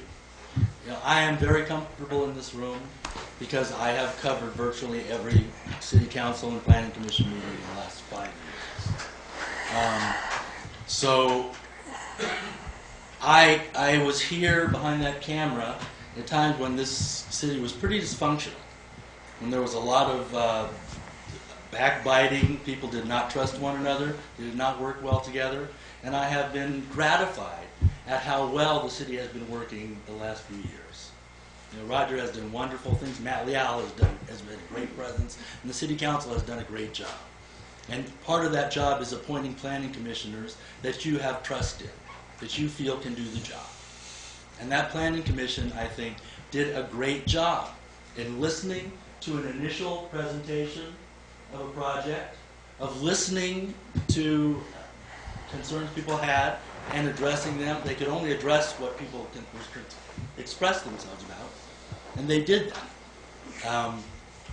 That planning commission chose to approve that project.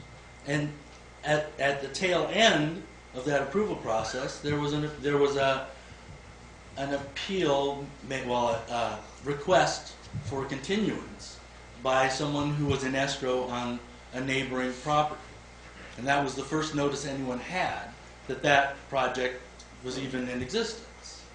So the Planning Commission, as I observed them, was bending over backwards to try to make sure that San Juan was presented as being friendly to people who wanted to come in and invest in the community.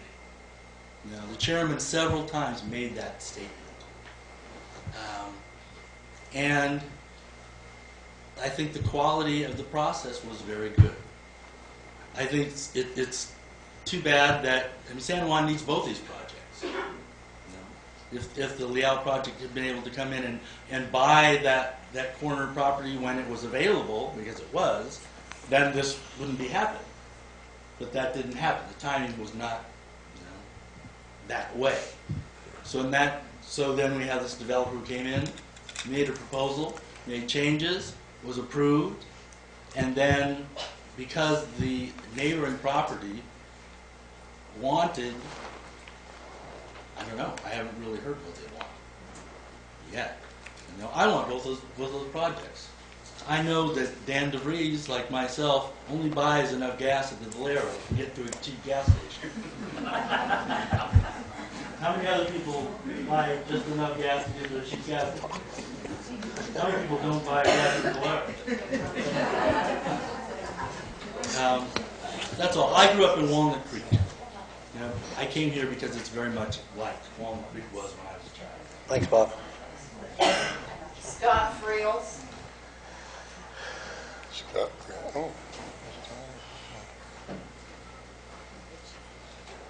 you doing? I've got just a few concerns. One of the big concerns is we have a well. One of the city's wells is pretty much a rock's throw away from this gas station proposal. Fuel stored underground, so is our water. Big concern. And we are in the fault is right there. So just one big concern there. Traffic through the Alameda and through 156 is not going to get any better, folks. We're going to lose this fight. And we're going to get a 6-lane freeway through here. And I don't know about you, but when that light turns green and I'm facing towards this gas station project, I wait 3-4 seconds and still look both ways and still watch big rigs skid through that intersection. So until we can figure out how to slow traffic down getting into our town, we need to figure out how we're going to slow traffic down making a quick right-hand turn. You're going to have a car parked in the middle of the Alameda and somebody coming off that intersection at 55 miles an hour plus. And don't think they don't either, because they come off there pretty quick. Flooding is an issue there. In '97, I stood up to my waist in mud, helping alleviate the flash flood that hit that intersection. Caltrans was unavailable. We couldn't even get there. So we stood out there for 12 hours to clear that intersection. The reason that it's built up on that little house which would be right across the street, the two-story. The reason it's built up so high is because it floods there. And that poor guy flooded every year. His name was, I forgot his name now. Todd Cleve. His place flooded every year, so he had to build up. He never could sell the place. So flooding is an issue. Somebody brought up law enforcement. That's a huge concern. Streets roll up. Streets close in this town at 9 o'clock, and I love it. We don't have that much law enforcement. We're a little bit thin on that. There will be a lot of activity on the other end of the street, on the freeway, that will bring some of our law enforcement that should be here in town to this new project. For the gentleman who's representing the project, he mentioned something about trying to put San Juan on the map, or we'll put this here and it's a stop. Sir, there's a Sunset magazine right here in the display case from May of 1961, and on the front cover is San Juan Bautista. We've been on the map for a while. So I understand this is a quick fix. In the East Coast, they call them taxpayers. Strip malls are called taxpayers. Let's think, like somebody said, let's think outside the box and do the right thing instead of the easy thing. Thank you. Yeah.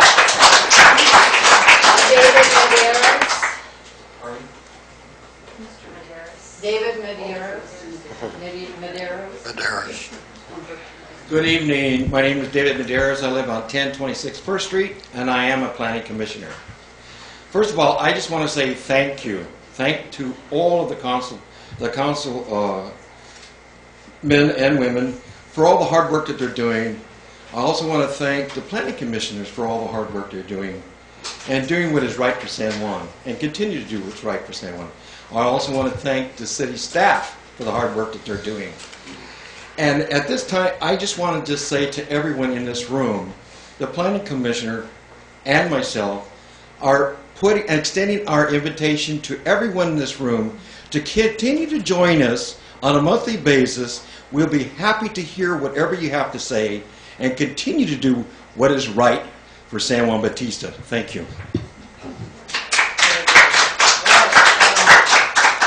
Leslie, I can't read this, but it looks like Mandic.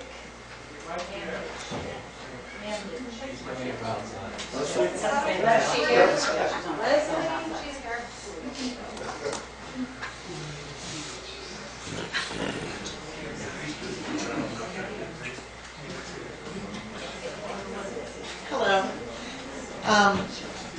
My name is Leslie Mandich, and I'm at 415 the Alameda.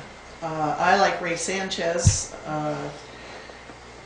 have serious concerns about this ARCO station. Mr. Hodwall, came to my house a few months ago with another businessman who introduced him and told me of all the wonderful things, and I, at that time, voiced all the reasons that I was against it. Traffic, you've heard that ad nauseum tonight. Light pollution. People come from 100 miles away to get the kind of night sky that we have here. Putting in a 24-hour AM, PM, even with downlighting, seems like a really poor idea to me. I can't list, some people have spoken much better tonight than I have anything to say against it. The traffic is a concern, the clientele it will bring. I personally don't see that it'll bring anyone into San Juan. Sure, it might make more money than some other projects, but if I have to live across the street from a big business, and people have the right to sell their property, people have a right to free enterprise in this county as well as this country. But a winery and the things that it brings and the upscale clientele that it would have seems far better to me as a neighbor of a place like this than an AM, PM. You know, excuse me, we don't know anything about a winery or anything like that. So well, whatever, there's other ideas that could go onto that corner. Okay.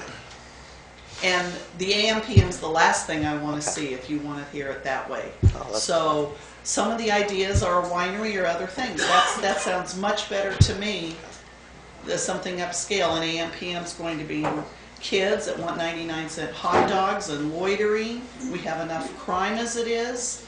We can't maintain what we have, and now in the next year you want to put in And as the last gentleman said, trucks are flying down there at 80 miles an hour very often. And you don't think so. Maybe you need to go sit out there and look yourself. Because it's true. They fly up and down the Alameda 40 plus miles an hour. Very few people go 25 to 30 miles an hour. And it is opposed to 25. In fact, recently there's some brush that's been cut away from the sign, but nobody stops.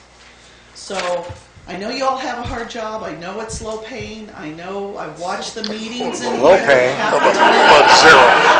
You can't stay awake. I get it. But I really hope that you listen to people here that we don't want the AM PM on the corner. There's a lot of other options. Thank you. Thank you very much.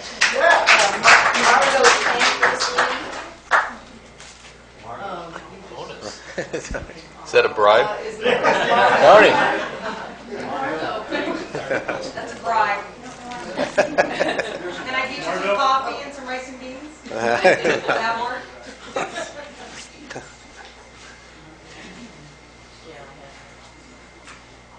Hi, I'm Margot Tankersley. You all know me already. With Margot's Ice Cream Parlor, and I have been here for several meetings. It's a little tough for me to make the meetings, so I'm not a regular every single month. This is very much a concern, like I have spoke before, and everybody who is against the gas station that has spoken, I do agree with everything they say. I tell my husband I'm going to come to these meetings, and he tells me I'm just blowing a lot of hot air, that I'm not going to make a difference at all, that you all already have your plan in place, and you're going to do what you want to do. We'll be celebrating our 18th year of being in business this June, and I really want to make it over 20. My youngest, who's 10, swears she's going to run the ice cream parlor one day, but the way things are going, my vision is not very hopeful. A gas station over there, I've heard the concerns of the residents, which I actually had not thought of before, and the flooding. But for myself, when I go into a little small town, I will zip into the gas station, we'll hit the store there and leave. So many people come into our shop saying that they have accidentally found our town, and it's wonderful. We need another avenue to bring tourists in. 18 years ago, we had lots of tour buses coming in to our town, and it was thriving. And I don't think the gas station is going to do it. I think it's going to be a quick fix for the tourists passing by, and they're not going to discover us at all. We need signage out there on the freeway, on the 156 and 101, saying that we are here, and be noticed that way, because that's how we're going to get noticed. And yeah, I don't have much faith in what has been going on here. And a lot of people, didn't know about the project, and maybe that needs to be tweaked a little bit too. So those of us that are here can remain here and thrive more with the tourism. Thank you. Yeah, my last card is from Richard Ponce Sr.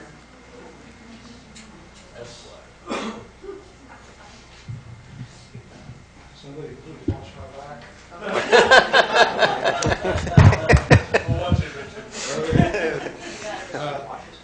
Richard Ponce, 93 4th Street.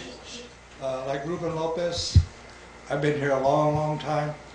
In fact, some of my grandkids tell their teachers that I helped build the mission. Anyway, the 101 and the 156 bypass and the closing of the cement plant really hurt San Juan, and we're still feeling the effects. Mr. McCormick made a strong comment at one of the San Juan meetings in February. He said San Juan was stagnant. That really bothered me. I thought I was going to have an issue with this guy. But you know what? He was right. We are stagnant. Let me read you some of the names of some of the businesses that went out of business very recently, within the last 2 years. Some a few days ago. Mission Cafe, what's it called? Cafe 15 restaurant. Bonanita restaurant. Felipe's restaurant. Joan and Peter's Donkey Deli. The Fault Line restaurant. Don Cicio's Italian restaurant. The Cutting Horse restaurant. Mission Cafe has changed hands a few times and is now for sale. Mariposa House is gone. All mostly mom and pop operations. That's what San Juan is all about, mom and pop operations. Other business that are gone in recent times. Vintage Corner, Antique Shop, and Small Nursery. The Shabby Chic Antiques, that's gone. Bluebird Antiques, One Fine Day, Treasure Chest Thrift Store, The Corner Shop, The Bead Shop, Pomegranate Antiques. The Dreaming Tree and Sweet Pea Antiques downtown, they merged to try to cut costs, try to make it. They're still struggling. The large mall, the People's Plaza down here, the big warehouse, with multiple dealers. They must have 6, 7 dealers in there. It's just shut down. This has been in the last few days. Dreams and savings down the drain. Small mom and pop shops are what makes San Juan Bautista unique. They need our help. This service station will give us a chance to draw some of those dollars to our downtown merchants. We cannot afford to be bypassed any longer. Our San Juan Committee strongly supports this project. Downtown merchants are our concern. Talk and promises are cheap. All the work for this project has been done. By the way, most of us, our restaurants are open till 9 p.m. Thank you. Thank you, Rich. Breaking request from John Hopper. Mr. Mayor, members of council, thank you. I wasn't going to say anything either, but since Bob did, I thought it was appropriate. First of all, you know, Bob made a very great comment about what a great working council this is now, what a great planning commission, and what a great staff. For those of you that don't know me, I've spent many hours in this room as a planning commissioner and as a city council member, and not only in this room, but the library and many other places. I would like to think that in all those years I served in both those roles, when something like this came before me, I walked the streets of this town, I talked to the neighbors across the street, because this is not my town, it's their town. I like to be part of the town also. So I don't know if the planning commission did that. You know, one of your fellow planning commissioners here, bless his heart for serving that big pay. But as Bob pointed out, you guys in the planning commission do a great job. But that is your job. The fact that we have a high level of competency, finally, despite people like me and Larry and other people trying to do those jobs, is great. But it is your job. And you need to take that seriously. I think that the points that were made here tonight bring to focus the fact that well-intended people in your seats, in the planning commission seats, in Roger's seat, really want to get things moving in this town. I was one of the few council members and planning commission members in this town that people didn't like because I was actually in favor of a lot of growth, well-planned growth. Now, shame on us for not being here before tonight.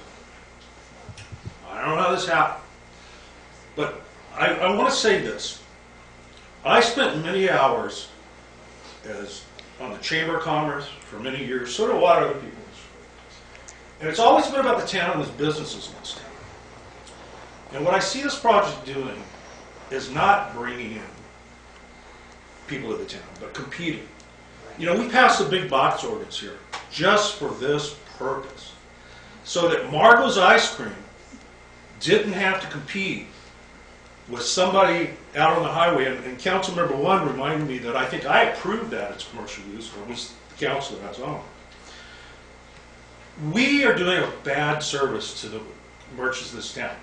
We have put ordinances in place, like the big box ordinance, to protect them.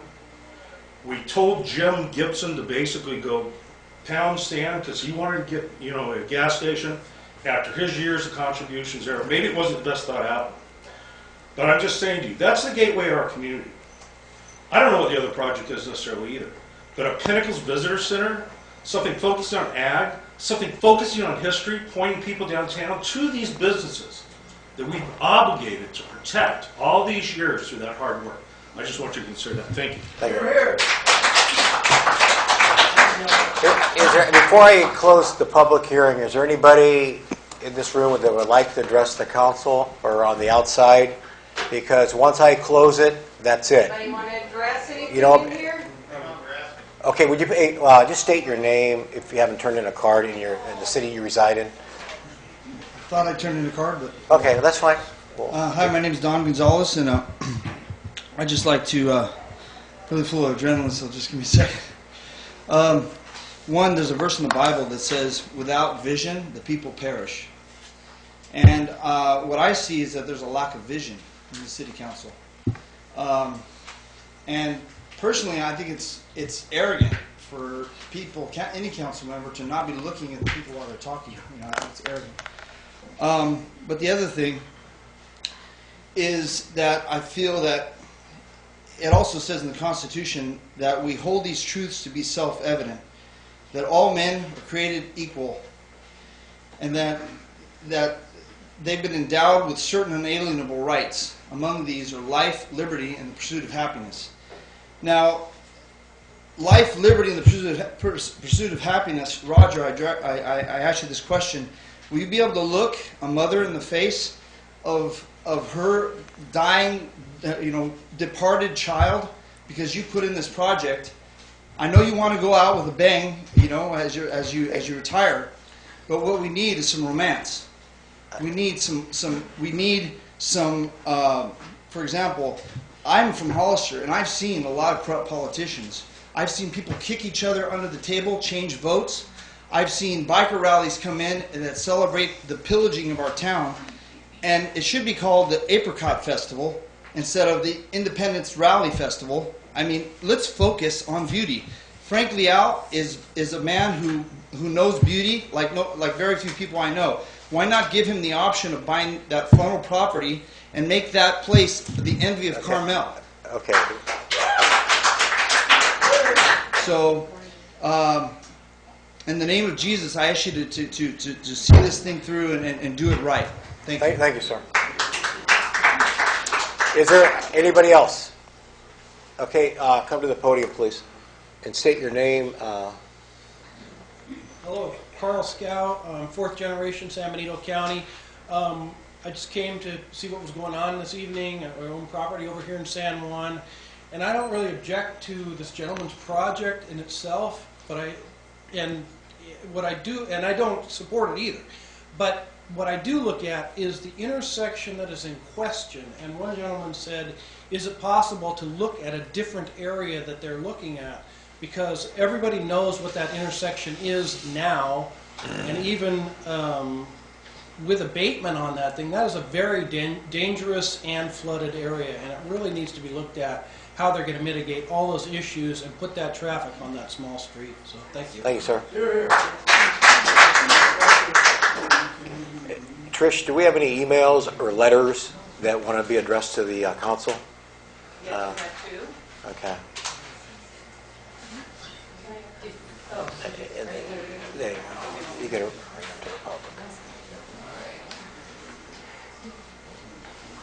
All right, we received an email from Larry Gebrandt, a property owner and merchant in town. I've attended a number of the Planning Commission meetings at which the owners of the property on which the new ARCO station is to be built responded to citizens and planning concerns over the building design and was impressed by their willingness to go above and beyond in order to accommodate city wishes.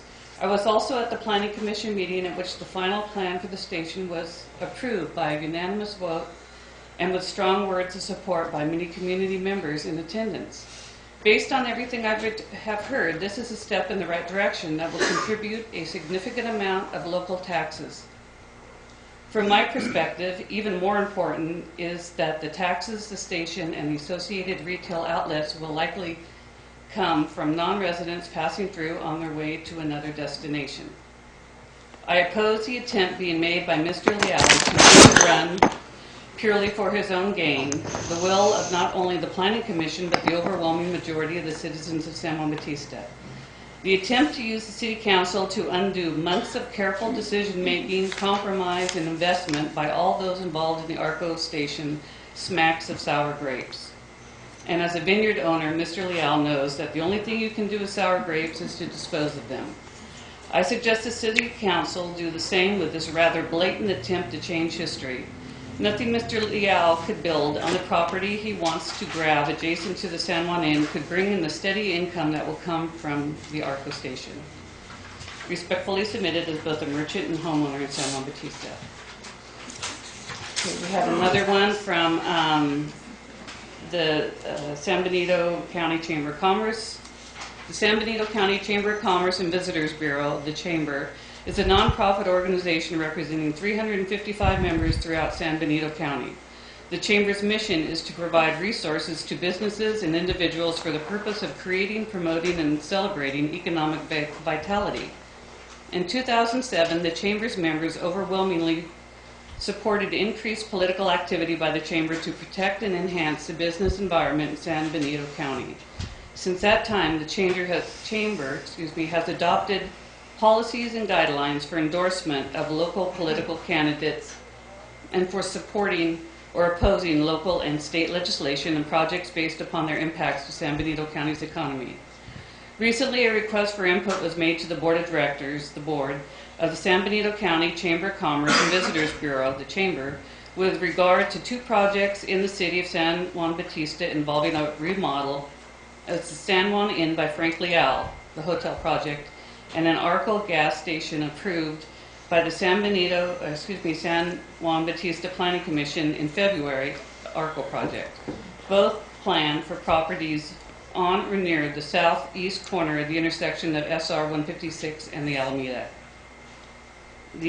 In order to give the request full consideration, the board held a special meeting on March 13, 2014, and invited representatives of the hotel project and the ARCO project, as well as the city manager, Roger Grimsley. After receiving presentations from the hotel project representatives and city manager, Roger Grimsley, the board, upon careful consideration of the benefits each project provided to the economic health of San Juan Bautista and San Benito County, voted to support both the development of both the hotel and ARCO projects as consistent with chamber policies and guidelines encouraging increased tax revenues and new job opportunities. The Chamber is grateful for the opportunity to pledge its full support for the symbiotic efforts of local jurisdictions and private developers, such as those in this case, that will improve the health of the economy in San Benito County, its cities, and its business constituents. Regards, Debbie Taylor, President, CEO of the San Benito County Chamber of Commerce and Visitors Bureau. Thank you. I'm gonna, unless somebody comes to the podium, I will close the public hearing, and I'm gonna recess for 5 minutes, have a break. We will come back. I will bring it back to the council for discussion and for a decision of what direction we're gonna go. Okay? So it'll be a 5-minute recess.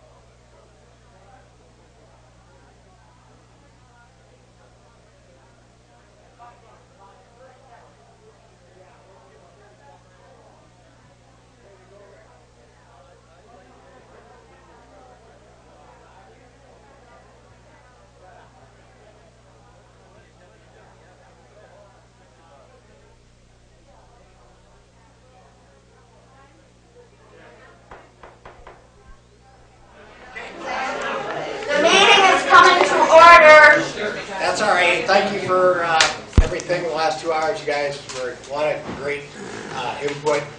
So what I'm going to do is I have closed your microphone. Okay, sorry. Public hearing has been closed, so at this time I will bring it back to the council for discussion, and they may call on staff or one of the applicant or for Mr. DeFries. But Jolene, would you like to start? Sure. Okay. We need to get you the little I got it. ball back on there that keeps it from... We're good. Okay. Making funny noises. Okay. I'm going to start off by saying that I'm proud of the Planning Commission for making an informed decision, and I hope that we also make an informed decision like they did. And I'm going to be a little disjointed in my comments because I wrote different things down as different speakers spoke, so I'm going to start with this one. It was interesting that when one of the speakers asked for a raising of hands, even though it appeared there were an awfully lot of speakers against the project for good reasons, the raising of hands, I'd say, was about 50%. I think we had people in here who may have been for the project who didn't speak.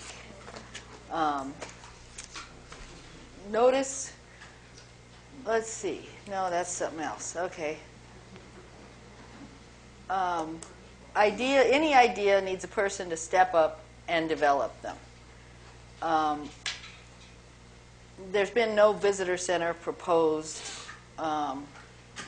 not even in the very first basic stages of taking it to the Planning Commission. I don't know where that idea came from.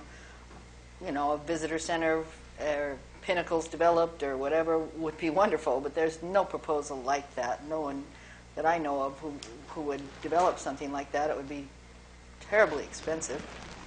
There was one concern raised that I am concerned with, but I was already concerned with it, and that's the children crossing the street. It's been a concern for since Highway 56 went through. It's still a concern. It will always be a concern. I am not sure that this project is going to make it any worse. It's not going to make it any better. And, you know, that's a problem.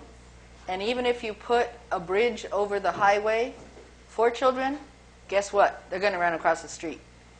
I've seen it in Los Banos where there's a bridge across the highway.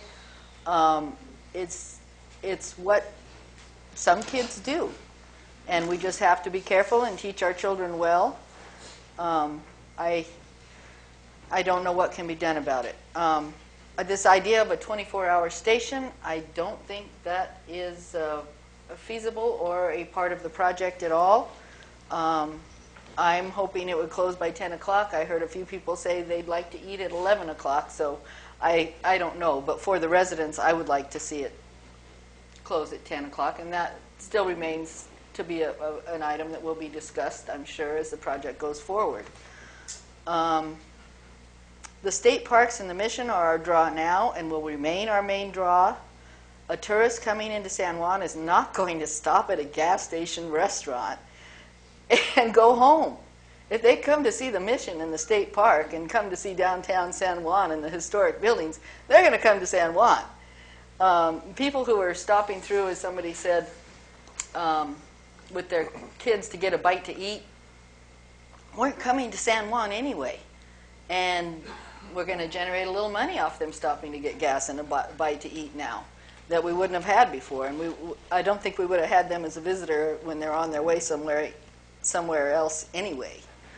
The flood zone issues, a lot of the comments that people brought up are, especially the comments that the residents who live there brought up. The flood zone issue, the traffic, the hours of operation are all concerns that need to be mitigated. And I think that we can mitigate them. And the flood zone is more of a problem because the water coming out of the canyon, it's not coming off that piece of property that I'm aware of. And our city manager has been working already with property owners further up the canyon who can help to mitigate this issue and try to make that work. Traffic on 156, that's just a problem. I mean, I've been opposed to 156, and I myself was maybe a day late and a dollar short fighting it. I'm still fighting it, and people tell me the fight is over on that highway becoming even busier than it is now. The idea of jumping into a car because you want to go get something to eat that you can't find in San Juan creates its own pollution, and I'm very opposed to that idea. I'm for walkable communities and less jumping in your car to do anything, and anything that I can do to walk and buy locally is what I want to do.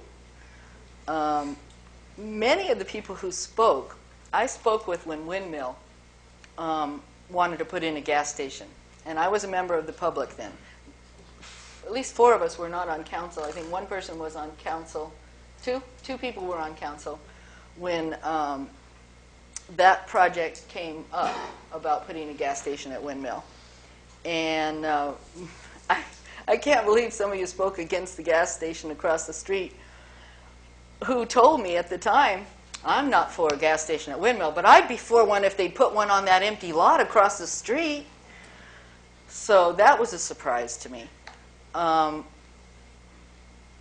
Yeah, it's true. Some of the people who stopped there won't come into town, but the people who were coming to town anyway will be coming to town. I was very impressed by the amount of businesses we've lost without a gas station across the street, so I don't see how it could get any worse. That's it. Rick? Yeah, I'd like to ask Roger, one of the points that was raised here was traffic safety. Wasn't there a traffic report done for the EIR? Yes, there was a traffic report done. Yes, and they had called for mitigations of channelization. It also alluded to the acceleration lane, and it said that it wasn't warranted at this time because of the traffic movements. But as the traffic increased, then it would be subject to that. With that in mind, the city has got interest into 2 other projects that are to the south of that. A 52-lot subdivision and an 18-acre business, agriculture business park. And that's going to create additional traffic at the Alameda. And at that point, the acceleration lane will be needed. And so we said that we would have a deferred agreement with the owner here. He would participate in this agreement. The deferred approval agreement will be subject to the city when they determine it's necessary. And the other developments right behind it will participate in the same deferred approval agreement. Okay. I'd like to address some of the points that people raised here tonight. The city does not put a visitor center on a piece of property. We don't have the money to buy a piece of property and build a building and put something in there. So what we do here is when somebody buys a piece of property or ties it up contractually and then develops a project for it and comes to the Planning Commission, and when that's appealed to the City Council, that's what we do. In other words, we don't put up the gas station. Somebody buys the property and says, I want to put up a gas station here, will you approve it? And that's why we're here tonight, because the Planning Commission approved it. Now, I've been on the City Council for 7 years now. Directly prior to that, I spent 9 years on the Planning Commission. And I need to tell you, I've never done so much reading on a project since I've been on the City Council as I did when I was on the Planning Commission. It's a lot of work.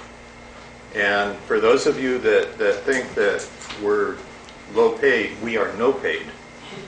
The Planning Commission works without pay, we work without pay. So this is all volunteer, and we do it because we love the community we live in. But I know from being a planning commissioner that a great deal of work went into this project, because I've been there. I've done the same thing with other projects. That's where all the work is done. So we're looking at something that they felt was well planned, and the problem areas were dealt with, what we call mitigated. Now, a lot of people complained about a convenience store going in. Do you know that Valero has a convenience store? So how can you raise that as an objection to this project when we have one on the other end of town? You know, is that a valid thing? No, it's my turn to talk now. Don't ask a question then. Hey, it's my turn to talk. Hey, please. I don't see this project as affecting anybody else here in town. What I see happening is the people. Hey, please. You know, I didn't talk while you guys. Come on. Let's Okay. raise it a level up, and let's just let the council member speak. What I see happening is the people that are already passing through this area, coming off 101 and heading to Hollister or beyond.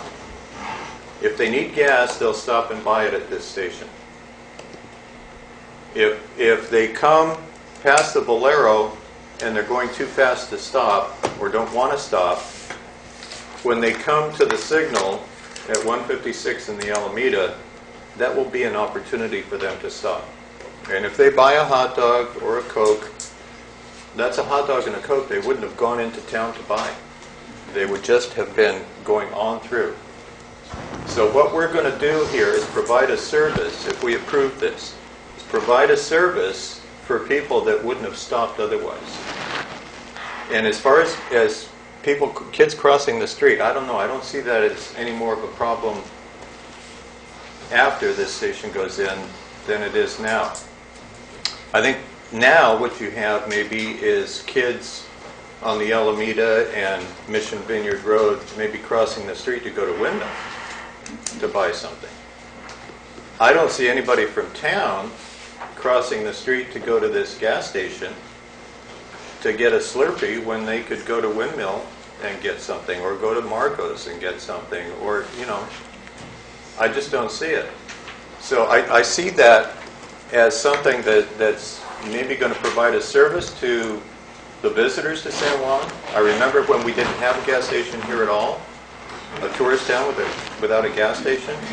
I mean, but anyway, this is what the City Council and the Planning Commission do. We listen to people who have money, who want to put in a project. They present it to us. We work on the conditions under which we can approve it. And if they still stay in the game and are willing to do it, then we get something we want and they get something they want.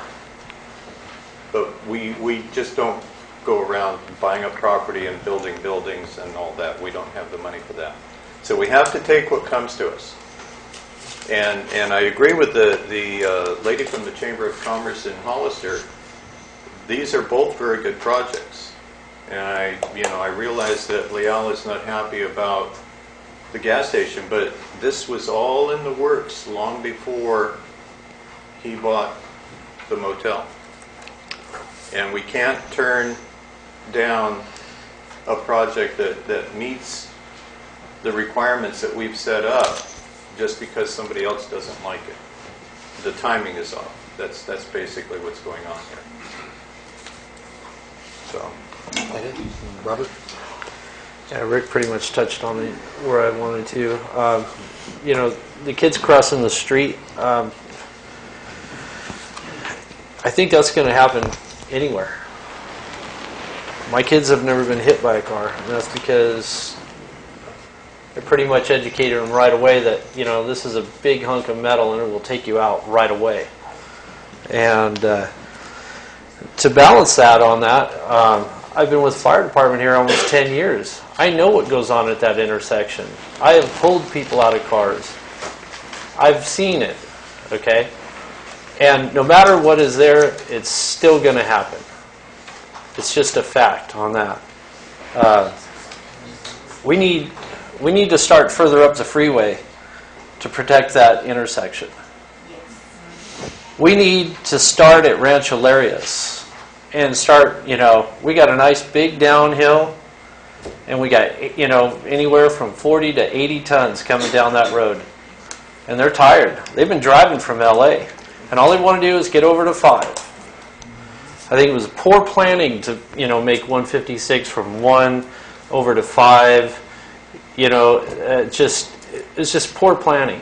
We went to the business council meeting last week. AMBAG gave a presentation of what they're going to do. And the way they hook it all together is, we're going to give you something, we're going to give you something, we're going to give you something. But you have to vote on it all. And what was bad for us was good for someone else, and we got outvoted. So what they're going to do with that freeway through there, it's just horrible. I can't believe what they're going to do. And we got outvoted. This town's in dire need of money. We're in big time debt. We got a lot of problems. And these pipes are aging, and they're breaking, and we have no money to fix it. We're desperate. We need to bring this back. We need everybody to chip in. All the points that were said here tonight were very valid. It was great. This many people together. We're going to take all the considerations. We're going to do what we can, and we're going to make the decision, appropriately. And I hope that you all stand behind us, no matter what decision we make.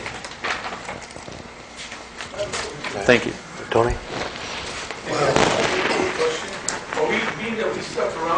We're gonna vote on it. We're gonna finish up our comments, and then I'll bring it back to the council for. And we will have an opportunity to ask questions. No, we're done. The public, we're done. The public, we've closed it. Thanks for asking. Okay, Tony. I find it interesting. Rick and I both. I spent 10 years on the Planning Commission, and this is my 3rd or 4th year on the council. I've kind of lost track. But what I find interesting in San Juan is, and when I was on the Planning Commission, we did 2 major projects. We did the Posada, and we did the windmill. And what I find interesting is, many times you look out there and there's 3 people in the audience. And I can tell you who 2 of them were, Rebecca McGovern and Todd Cleve. And Richard Ponsick probably. But, and then for this process, or this project, to spend months in the planning process, and then all of a sudden the room is full. I'm not trying to be smart alecky about it, but where were you when the Planning Commission was working on this thing? And I will say this too, along with the rest of it. Our Planning Commission, I think, at this point in time, is probably the best Planning Commission we ever had. Even when Rick and I were on it. We got and they did a lot of hard work. And Ernie and Georgiana and Wanda and everybody. They did a good job here. I'm in favor of this project. I have stated before here, not too long ago, that the Alameda intersection concerns me as far as children crossing the street. But you parents, you have to make your children aware that they're crossing a 4-lane highway. I love it when I pull up there and there's a kid over there and he punches that button, because that means I have a lot of time to get on my way to Hollister. And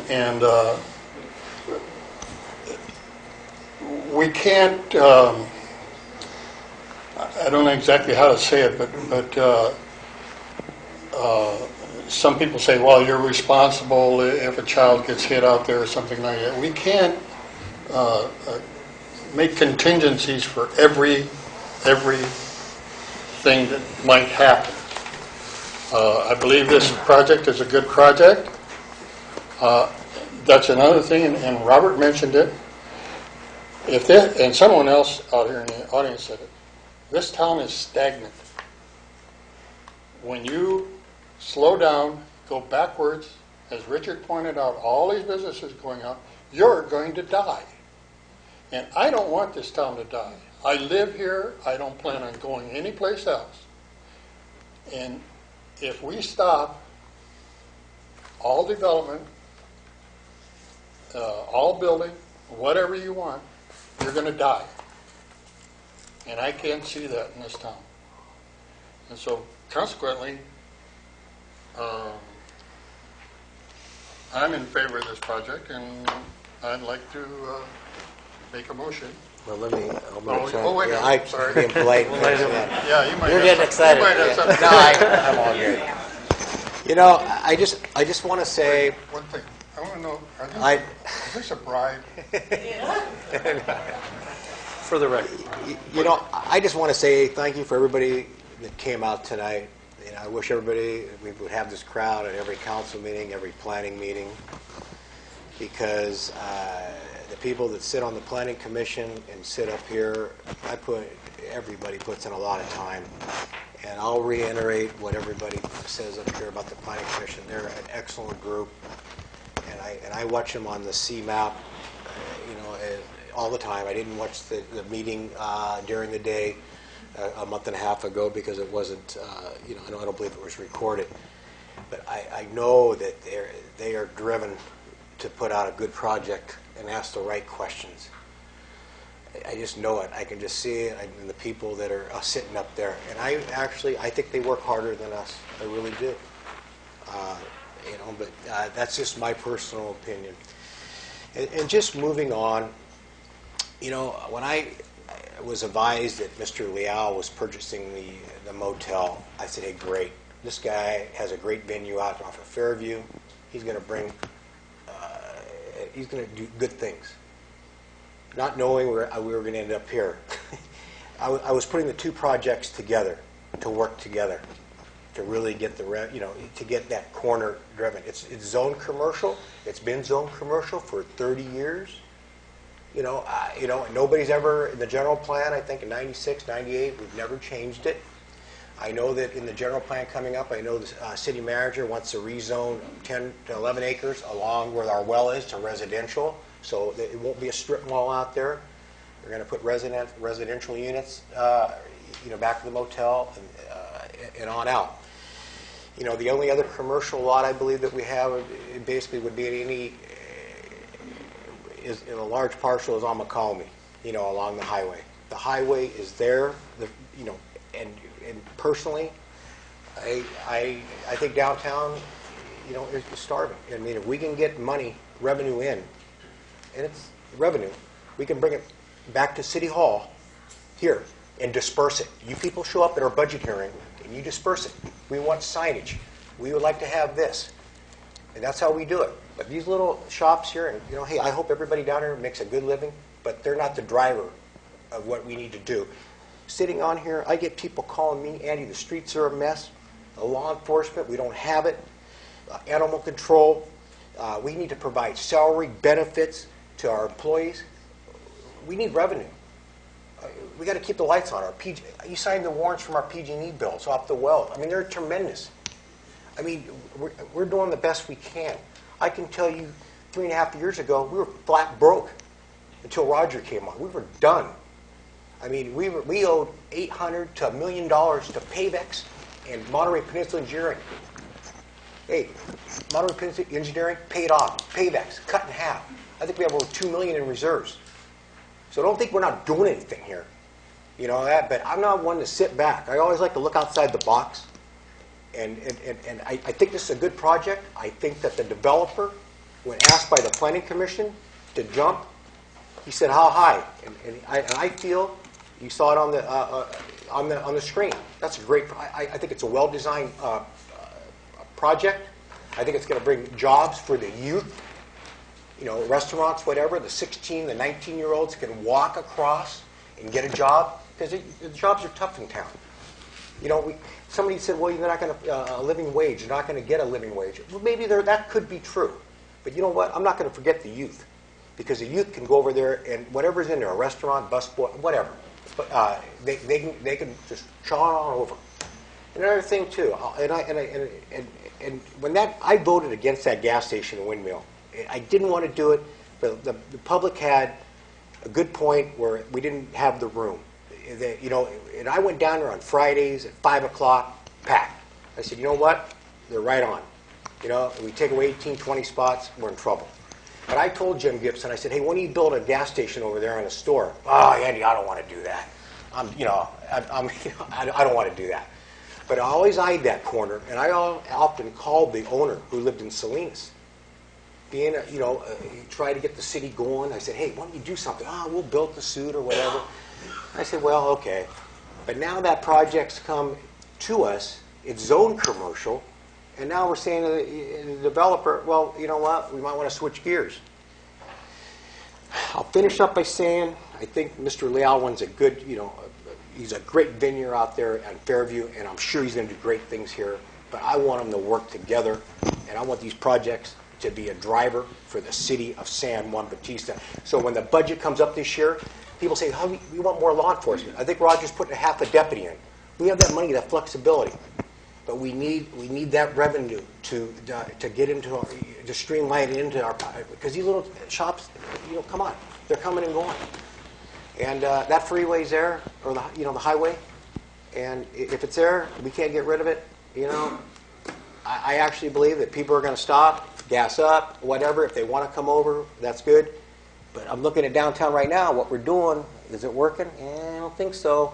Let's try that. But if we make a little money there, we'll get an armored car, put the money, we'll bring it over here, we'll dump it here at City Hall. You folks will come in and say, hey, we need this, this, and this.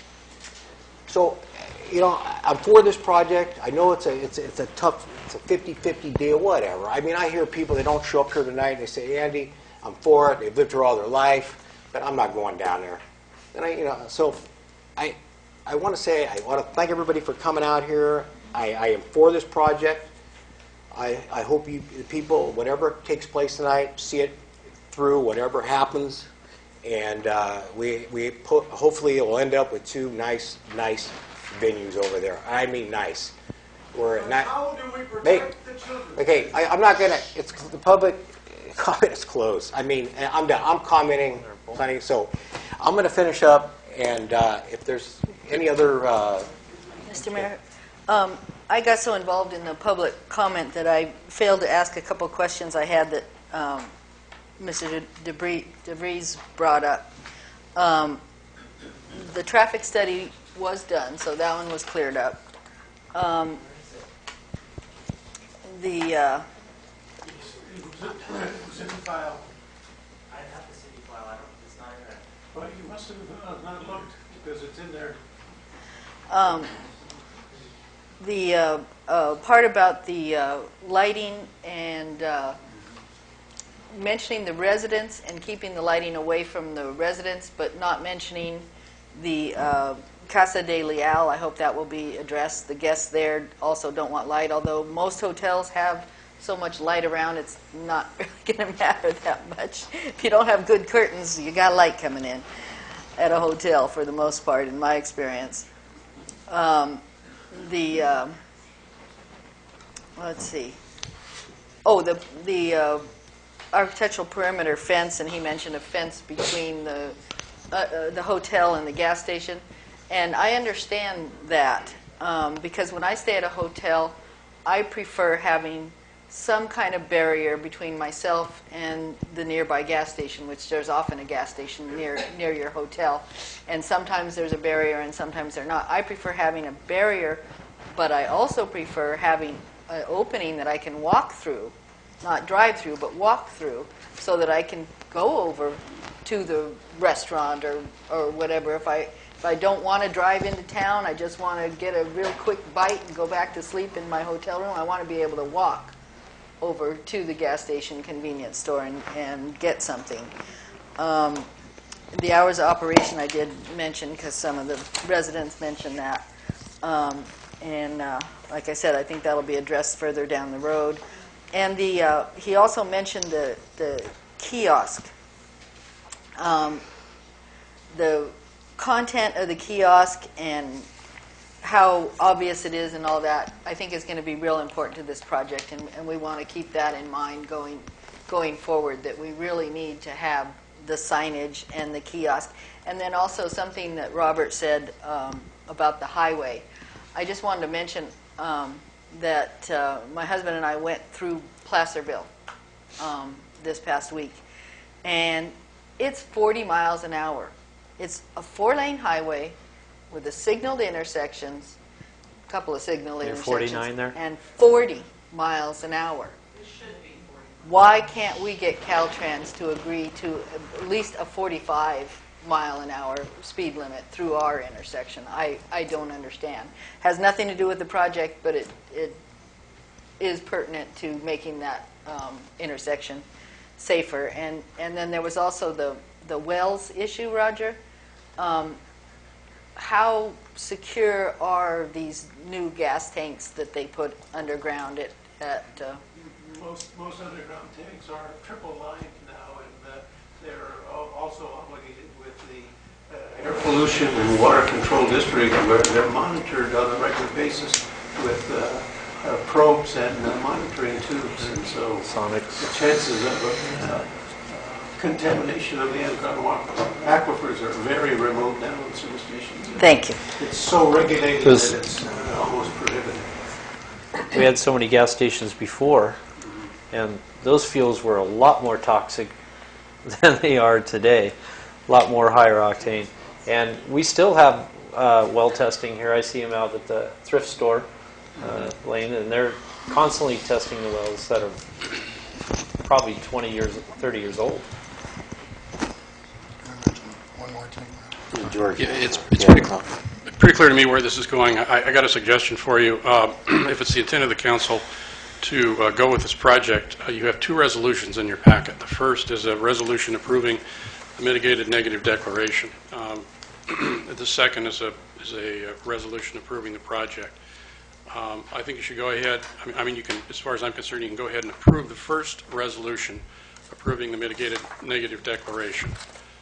That's a repeat of what the Planning Commission did, but as you know, the appeal, in the terms of the municipal code, actually reverses everything the Planning Commission did, and we had no idea, because we got nothing in writing from the appellant, what the appeal was going to involve, and so we prepared that resolution. And as a matter of fact, directly, indirectly, and directly, the mitigated negative declaration was brought into issue this evening. In any event, that resolution, I suggest you go ahead and approve tonight. The other resolution has, in section 1, has a big blank, and that is, as to the appeal, the City Council finds and determines as follows. A number of issues have been raised tonight, including the alleged inadequacies and weaknesses in some of the mitigation measures and other conditions of approval and some of the findings. Those constitute, in my view, more or less a kind of a legal assault on some of the findings and mitigations. What I suggest is that as to the second resolution, you go ahead and direct staff to come back with that resolution with accurate and appropriate findings and conclusions addressing on the face of the resolution, rather than just have us say it all tonight, the responses to the criticism of the mitigation measures and the conditions. Sounds good. Go ahead. And you're doing I believe you're setting a meeting for April 9th. We could do it on April 9th, and keeping in mind that the public hearing is closed. So unless you choose to do so, you don't have to reopen the public hearing at the time you approve that the second resolution. The alternative is to sit here and go through all those items, but it's certainly preferable to have them on the face of the resolution. To address somebody's representative from Caltrans at our last city council meeting stood at that podium and told us that there was no way you can make that 4-lane highway out there anything less than 65 miles an hour. Now, I've got a COG meeting on Thursday, and I'm going to ask him if he was mistaken or he outright lied to us. Because Jolene pointed out one place, the rocks, that's 60 miles an hour out there. I think that possibly one of the things we have to do is put a lot of pressure on Caltrans to make that 55, 45, 35, whatever we can get. But I really think that the guy from Caltrans lied to us. And just to let you know, I am concerned about 156. I'm on the COG board, and I will bring it to Caltrans's attention again. I don't know if I'll do any good, but I will do that for you. And then, can I introduce this resolution? I don't, Rick, did you have something? Did you have? No, but I'm in favor of doing like the city attorney recommended and studying the mitigation measures that were addressed, have staff study. I'd like to make a motion that we adopt resolution number 2014-04 and read by title only, a resolution of the City Council of the City of San Juan Bautista adopting a mitigated negative declaration for project number CUP 2014-11 and DR 2014-11, consisting of an ARCO fuel station, convenience store, and quick service restaurant at 404 and 408 the Alameda.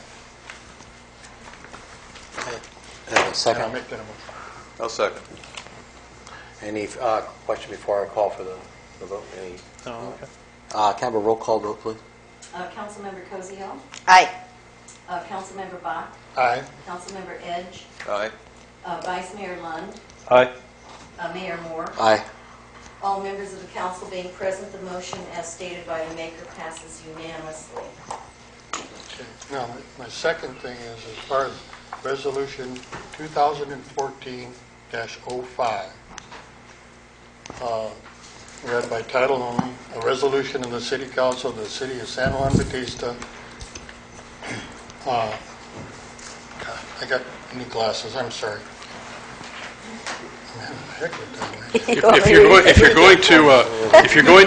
If you're going to do as I suggested, let me suggest a motion to direct city staff, city attorney, city manager to come back with a resolution approving the project in the form of the resolution that's in your packet this evening, but with responses as suggested by the city attorney concerning the legal issues that were raised on the appeal this evening. Yeah, that's what I wanted to do, but I couldn't see it. There's a motion. Yeah. And second part of that would be to direct that to come back at a special meeting. You will direct staff as part of this motion to call on April 9th. At what, 6 p.m.? Is that? 6 p.m. Yeah. And there's something later on your agenda. I think you're going to be adding another item to that. George, does that mean we should drop the 05? We aren't going to have a number for this resolution at this point, or do we? Yeah, don't give it a number yet. It'll Okay. probably still be 05 because you don't have anything between now and then, but just wait. Okay, so I move what George said.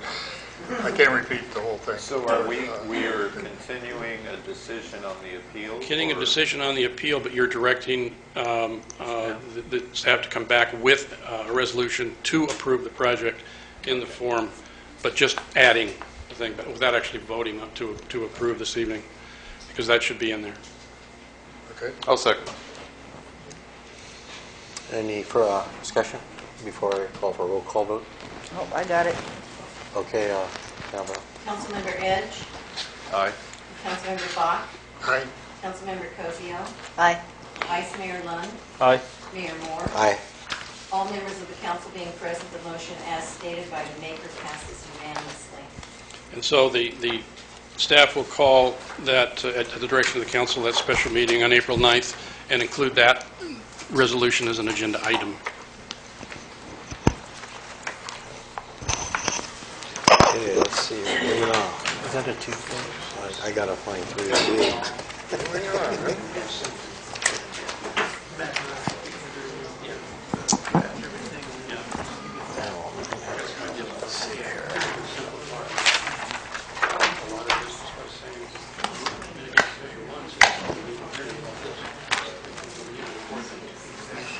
Just so everybody knows, this is what we're dealing with, a book. Okay.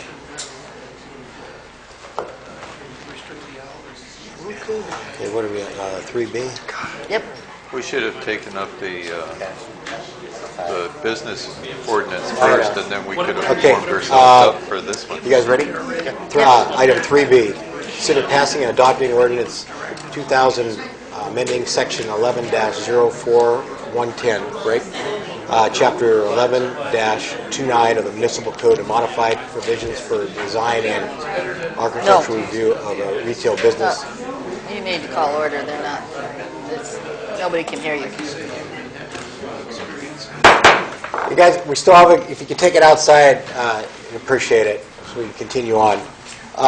For design and architectural review for a retail business, restaurant businesses, and visitors accommodations within the city of San Juan.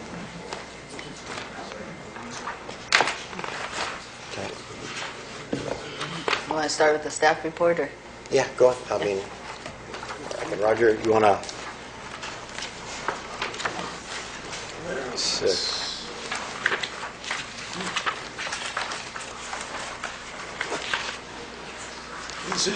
is the excuse my the throat here, but this is the second reading and adoption of the ordinance that will basically replace the formula and franchise business resolution.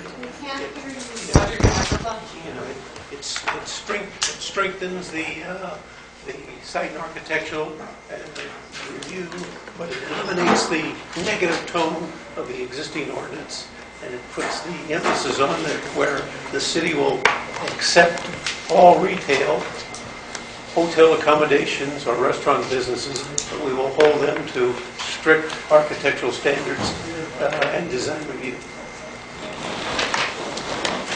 Okay. Any? No, it's not. This is not a public hearing. No. George, this is not. This is just for the second reading, right? We're not opening up for public. Second reading, but it is a public hearing. It is public. Okay. Public comment. Just public comment. Only if there's public comment. Public. Yeah. Is there anybody? Okay. John Hopper.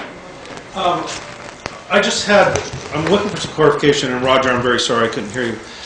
It sounds to me like this is what's known as the big box ordinance, the formulation. And what is the spirit? And I hope I'm not changing my mind. What is the spirit? What are you guys trying to achieve there? I just saw this on the agenda for the first time tonight. What is it you're trying to achieve, Roger? The existing ordinance portrays a negative tone to attract business investments, hotel accommodations, and restaurants to invest and come into the city. We wanted to eliminate the negative tone of it by saying is that any restaurant business, any retail business, or any motel accommodations can come in, but we're going to restrict them to review of the design review and site and architectural, and we're going to limit any building not to exceed 7,000 square feet. Now, the reason we selected 7,000 square feet is that we had somebody that's interested in the Neal's Market. Right. And the current ordinance said 5,000. And if somebody wanted to buy the Neal's Market and bring in an Ace Hardware store, you couldn't do it. So we changed it to accommodate that thing. And I think it was reasonable.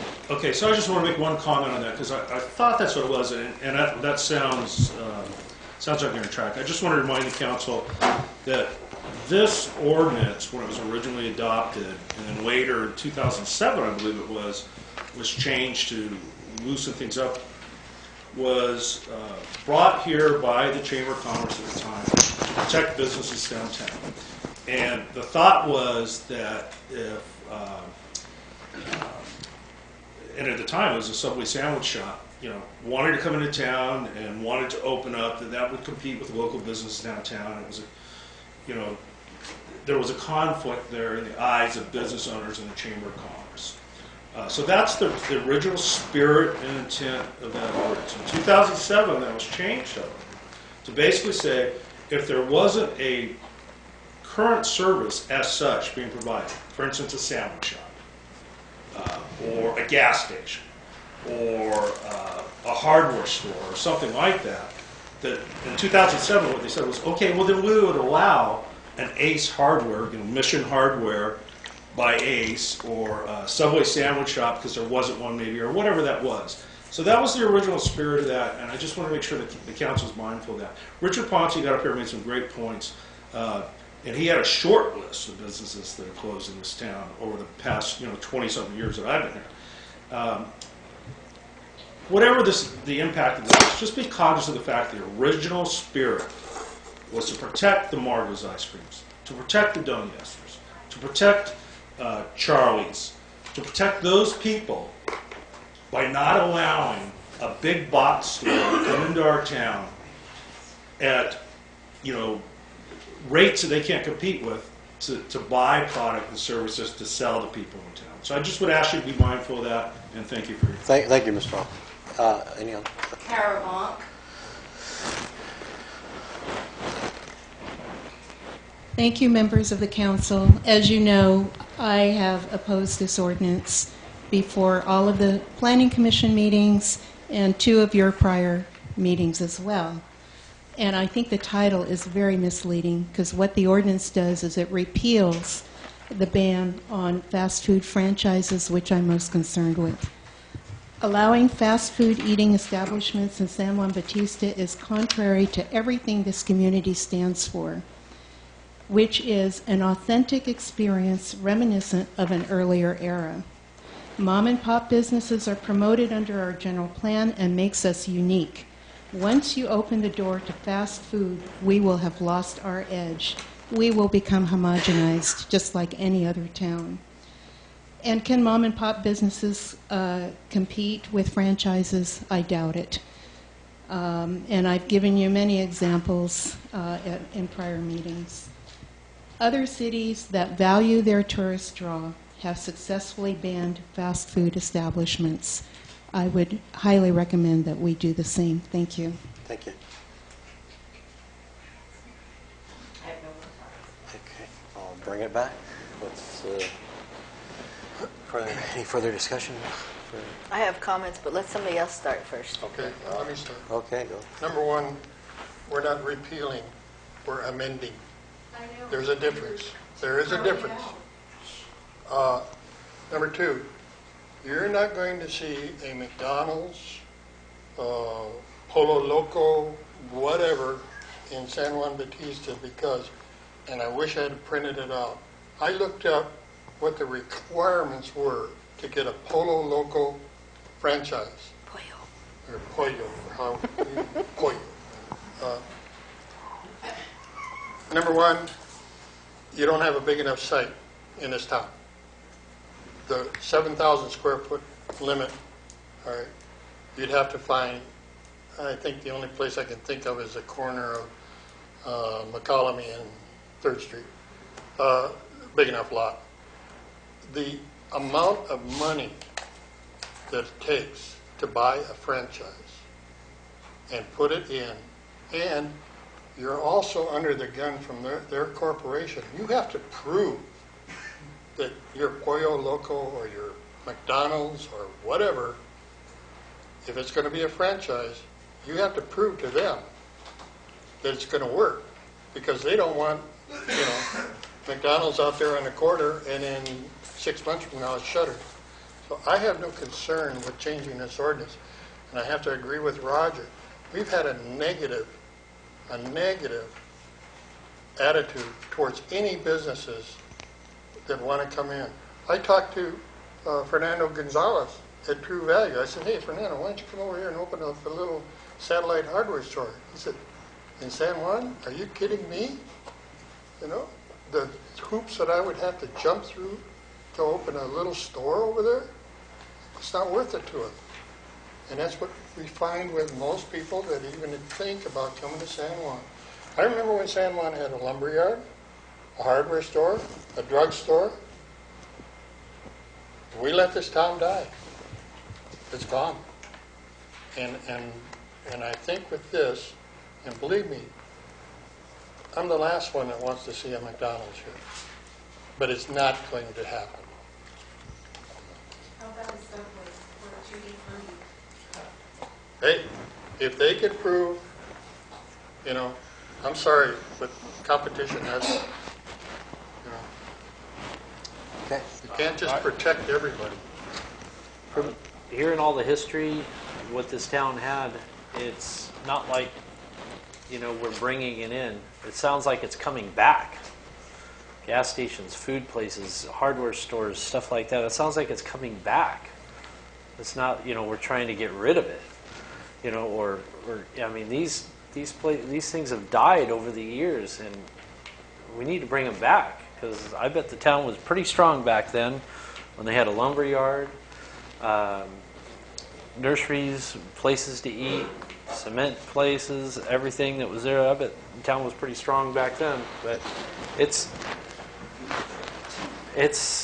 you know, it's coming back, and that's the only thing that's going to make this town strong.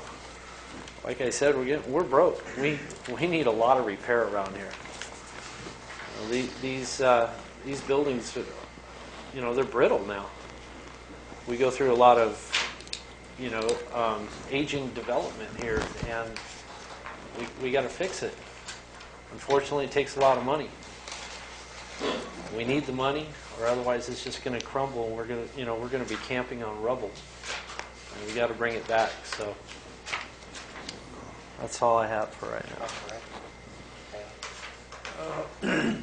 Last time we dealt with this ordinance, I was the lone no vote against it. And part of that was because of the preparation of the ordinance. I wasn't happy with the way it was done, and so, you know, we had to redo it. Part of my vote was also because I fear that if we're not vigilant, that something could come in here that we don't control well enough. But as long as we're careful about who we put on the Planning Commission, if we get the same kind of people that we have now, I don't worry. But that's one thing that we're not in control of with this. We're taking that protection away, and if a future council puts people on the Planning Commission that don't think the way we all do now, that could be a problem. But I will support this the way it is, but it's a gamble as far as I'm concerned. Okay, Jolene.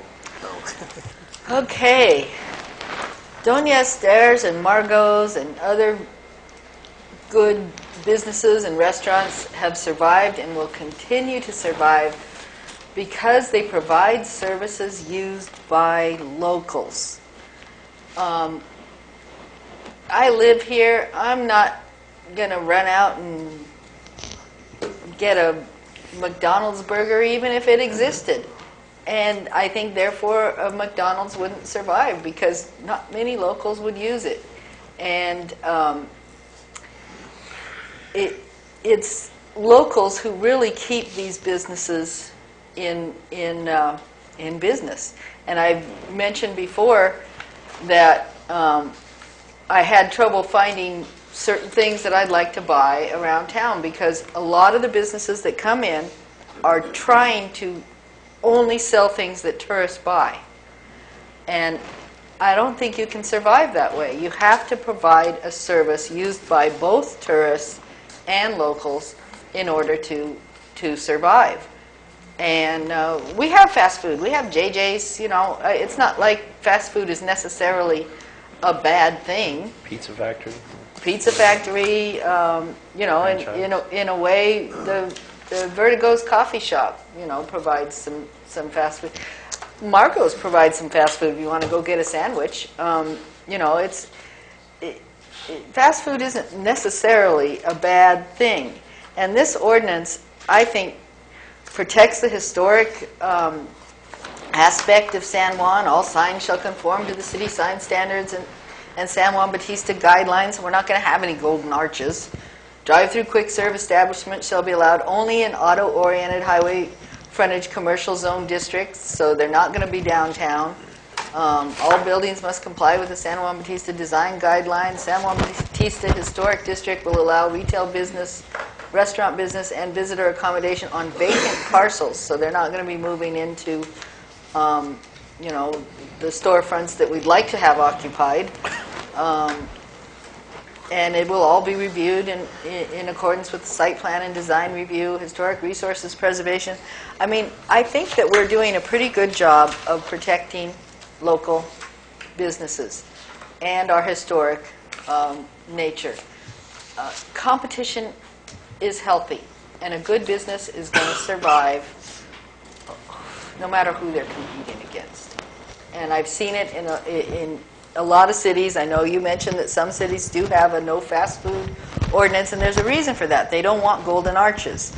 But many cities allow it and don't allow the businesses to have their standard architecture. They force them to have a attractive storefront that fits in with the local community.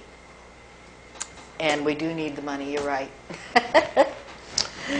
Well, we've gone over this a couple times. I'll just say I think that it's like the city manager says, it opens up a talking dialogue to businesses. And Councilman Edge said that with a strong planning commission, and I hope it stays strong for a long time, it'll get people maybe picking up the phone to call the city and just loosen it up a little bit so we can move forward. So I don't have a problem with this this change.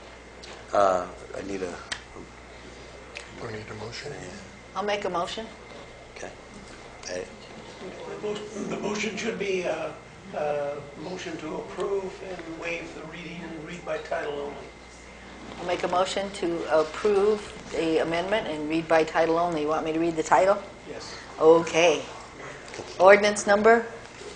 01? 2014-01. Okay. An ordinance of the City Council of the City of San Juan Bautista to amend Section 11.4.110 and Chapter 1129 of the San Juan Bautista Municipal Code to modify provisions for design and architectural review of retail businesses, restaurant businesses, and visitor accommodations within the City of San Juan Bautista. Second. Okay. You have a first and a second. Any further discussion before I call for a roll call vote? See none. City Clerk? Already. Councilmember Bach. Aye. Councilmember Cosio. Aye. Councilmember Edge. Aye. Vice Mayor Lund. Aye. Mayor Moore. Aye. All members of the council being present, the motion as stated by the maker passes unanimously. Okay, thank you. We're getting there. Number 4, consent items. Does anybody want to pull anything? Or? Yeah. You did. Is it D, the minutes? D? Okay, Should have just gone to see Trish beforehand, but I didn't get a chance. Pull D. Anybody else want to pull anything? We all good? What did you have? I just got a pull D. It's just a consent. Yeah. Rick, you all right? Yeah, I'm good. I'll make a motion to approve 4A, B, C, E, and F. And G. Oh, there's a G? Yeah. Okay. G on the name. Right. Okay. A second. Okay. Any discussion? See none?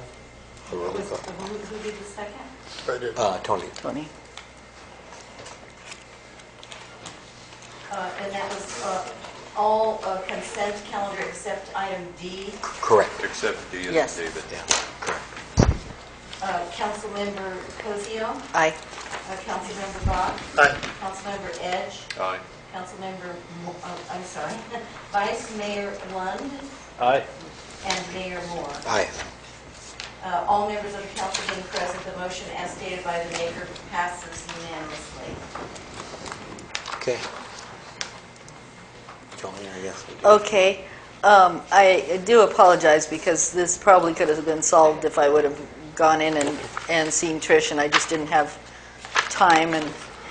And so on page 2, just wanted to clarify that it was under the Public Works report, the last line, first in Awani. It says stop sign at question, question, question. Stop sign was at first in Awani. On page 3, item J needs a that or something after reported that. It was, for that sentence to make sense, as just a silly typo thing, or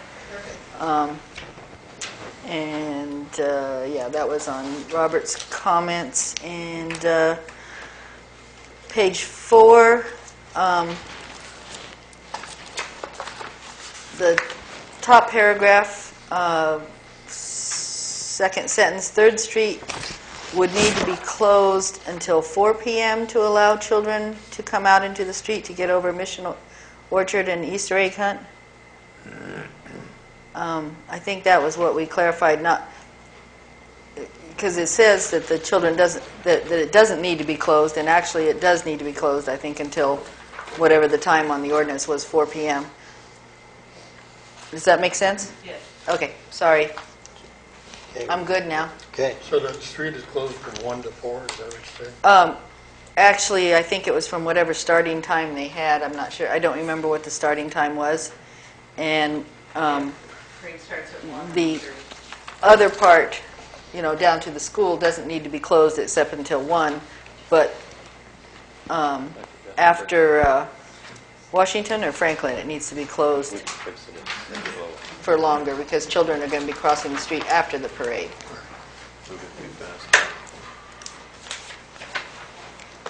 And I think that was what we approved. I don't think I'm changing anything. It was just clarification. Okay. Make a motion to approve. I'll make a motion to approve. As corrected. As corrected. I'll second it. Okay. Roll call vote, please. Councilmember Cosio, Aye. Councilmember Edge, Aye. Councilmember Bach, Aye. Vice Mayor Lund, Aye. and Mayor Moore. Aye.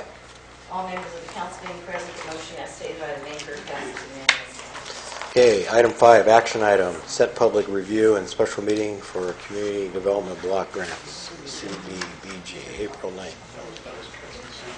Roger? What? Or action item, number 5? Right here?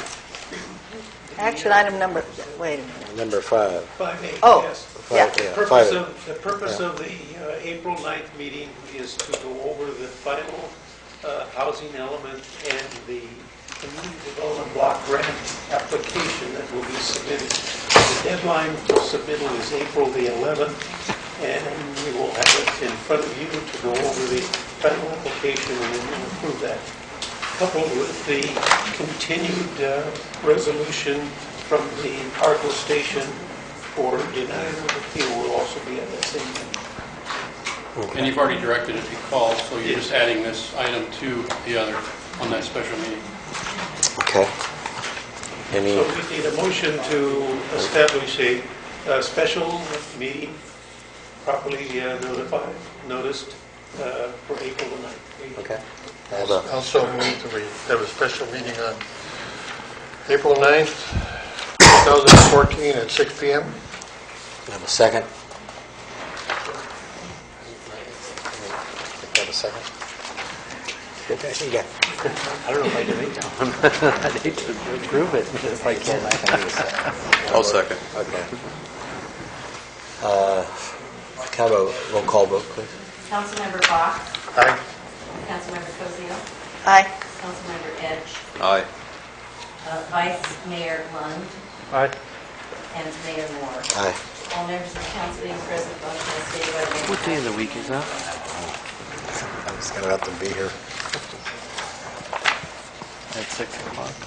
Yeah, I don't know what that is. Why, Tuesday? Still got that class.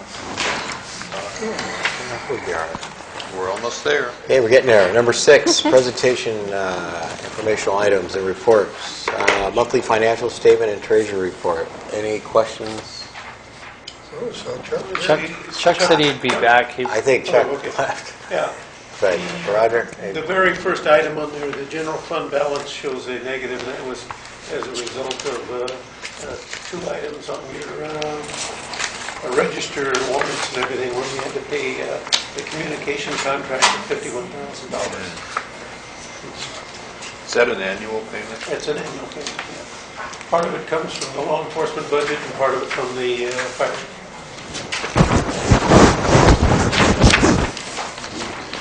That was my question. Any other questions from council? The city of Hollister, 33,000 was, That's probably our quarterly fire. That's our fire, right? oh, right, fire. Thank you. Should have known That's that. the fire contract, yes.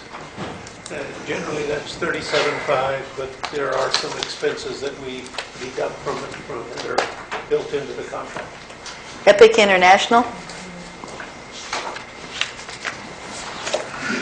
Epic International, that 208,332.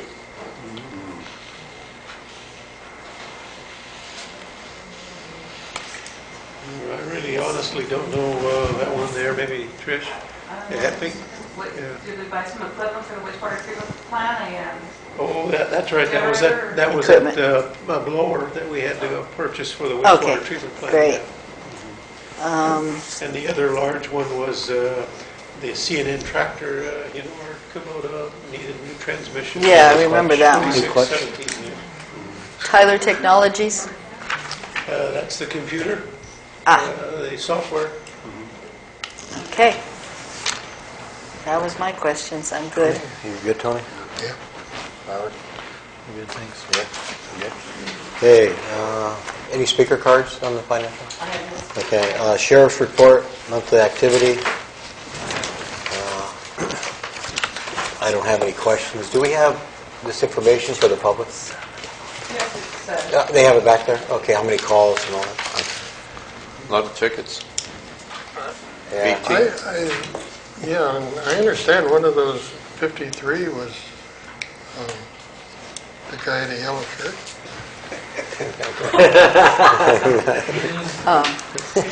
One of which ones? I'm guilty. Oh, You broke the law. you were one of the 53, but you Traffic weren't. stops. You were one of the 53, but not one of the 18, right? Is that how that works? Excuse us joking about it, but this is a really good report that the sheriff's office gives us about any burglaries and thefts and traffic stops. And there were actually 53 traffic stops and 18 citations, which is pretty good, actually. That's pretty normal. You don't ticket everybody that you stop. And one of the stops was apparently. No.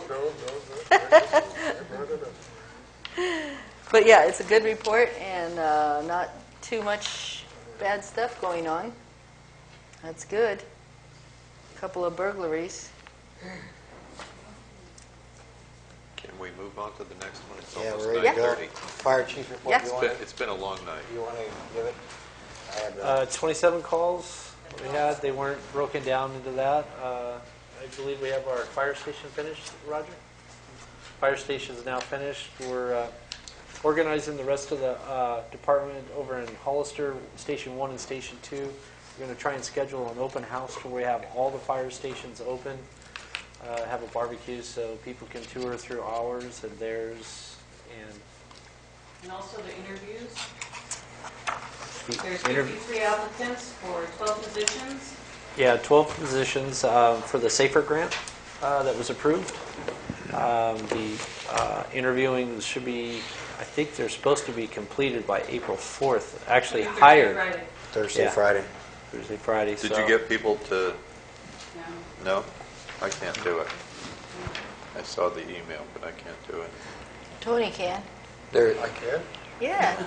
you guys aren't doing anything. I'm going to be out of town. But, basically, I'll just chime on that fire thing.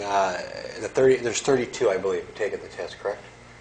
32, and, that basically and there are ex-volunteers or reserves that went on to Hollister that applied, but since basically we teamed up with Hollister and San Benito and everything, we got that SAFER grant for $2.2 million, so hopefully there's 12 young men and women that will have jobs for at least 2 years, and will be on board by April 4th, so will benefit over here even more, so it's great. Trish, I'll check my calendar, and you said it was, what day? It's all day Thursday and Friday, Yeah. 8 to 5. Because you got so many people to go through. I'll buy you lunch if you do it, Tony, because I got to go out of town. There's no lunch break. And the dates were? This week. Tomorrow and the next day, that's why I can't do it. Thursday. Thursday, Friday. Sorry, Thursday and Friday. Either way, I'm gone. I'll have to look. I'll give you a call. Okay, library report. I know everybody else. Any questions? Nope. Okay, E. Roger. Sorry to make you talk. Yeah. Should have The pre-recorded. last portion, I had to advance PG&E $1,000, and probably that's going to come out of the capital improvement for the pellet plant, and I just want to make sure that you're aware of that. Okay, any questions from council? Yeah, I saw the workers were out painting the handicap parking stuff. Are we moving forward on the red curves and stop bars as well? We are trying to develop a Boy Scout contingency group again, and Great. we'll be initiating that very shortly. Okay. And code enforcement, animal control, vehicle code enforcement, weed notice. Now, so there's not really anything going on code enforcement right now. When do the weed notices start? Next month, we send out the notices. Okay. April, no, May, the 1st of May. Okay, and on the city manager report, when do the budget meetings start? Because we need to... April the 15th, we will have the initial budget and the council's overview and presentation, and you will direct the staff of what you would like to achieve, and then we'll come back within 2 weeks with our revenue projections, and then the department heads. Yeah, because we do need to budget for striping and signage and code enforcement. One thing we need to authorize Roger to spend the $1,000 for PG&E. I think you can, right, Roger? Because it's under 5. It's under 5. 5,000. I think. Yeah, I probably have the authority I think you have to that thing. authorize it, and you'll approve it at your next meeting. Yeah. Okay. But it's kind of a warning also that it's going to be more. That's just an initial payment, right? Yeah. Okay. Last one, public meeting, committee reports. I'll start off. You want to do one? I'll do one. I'll do the fire. Basically, we just got an update on this, the grant, the hiring, which I just told you about. Station 3 at the airport, they're working onward with the county to put a station at the airport in Hollister, it'd be Station 3.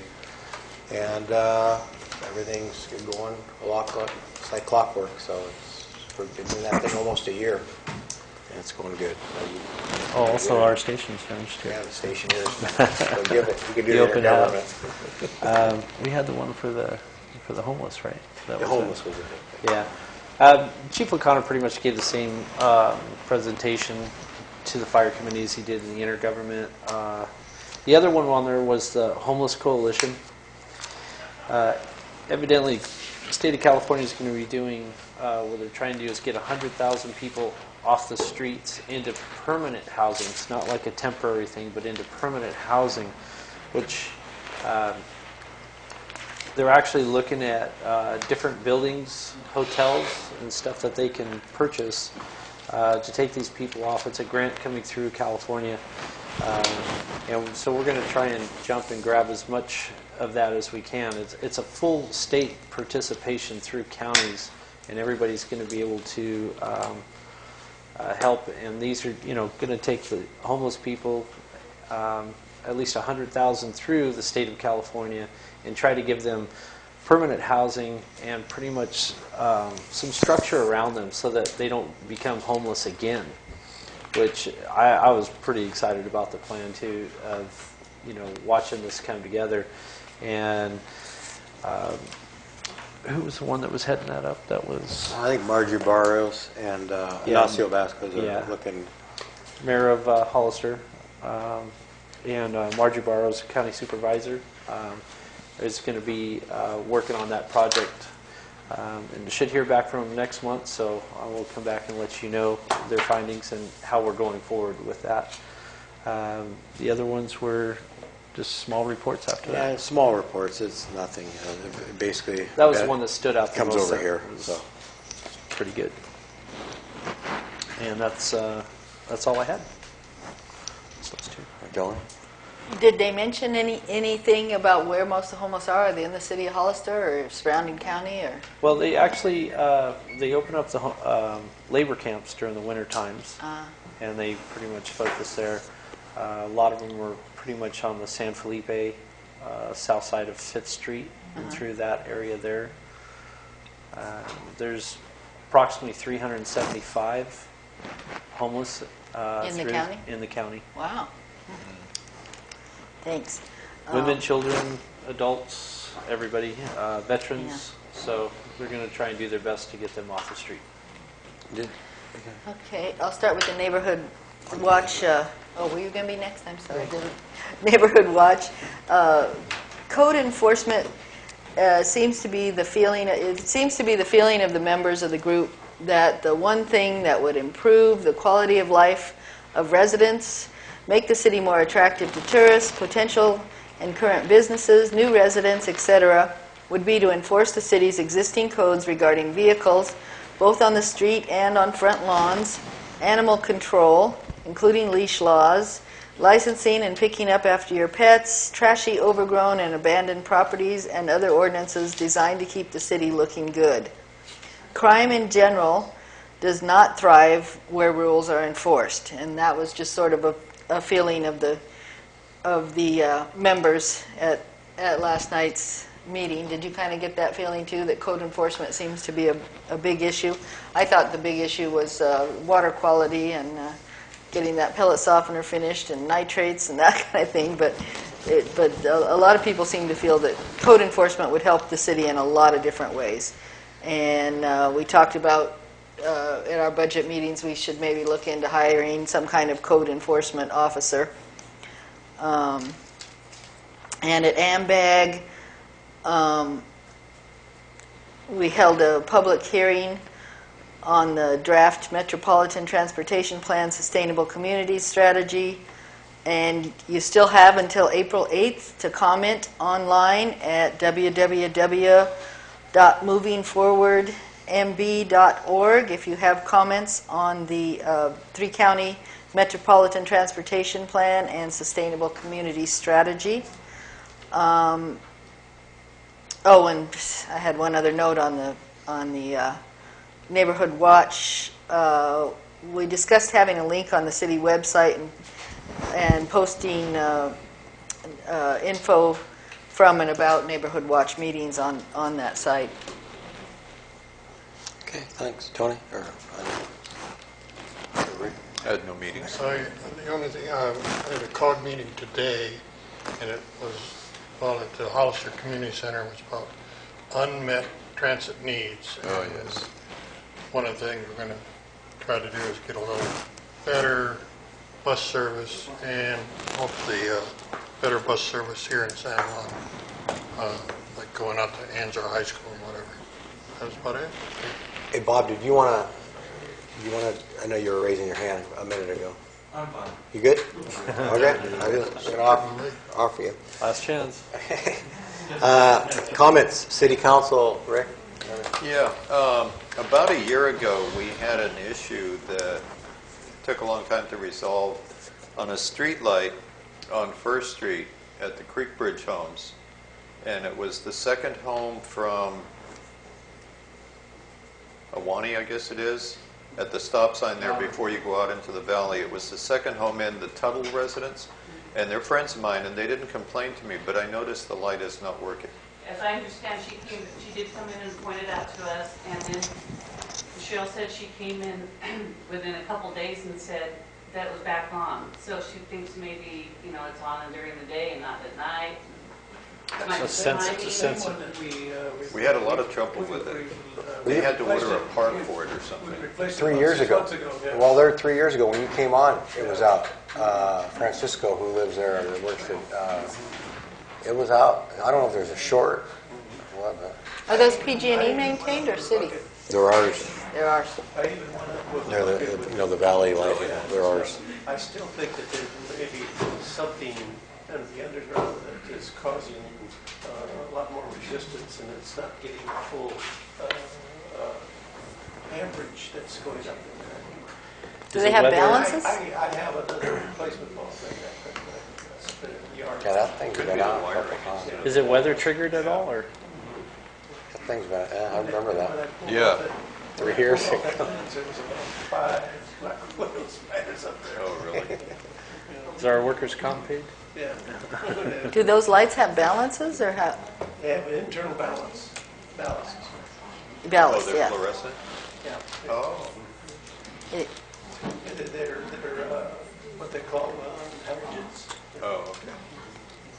Has the ballast been replaced, or? They're built into the unit. Oh, so you can't replace it? If That's it's- all I had. Can we get to start this? Okay. Never mind. I'm done. Sorry. Robert, you have anything? Just the business council meeting that we attended to was pretty interesting on that. Pretty much their decision has been final, and the comments, I guess, that we can make by that date are just going to be comments that are going to be taking for future use. It really isn't going to determine the project at all.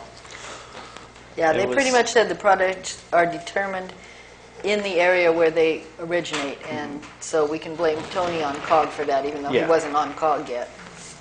Oh, you blame me. I'll second it.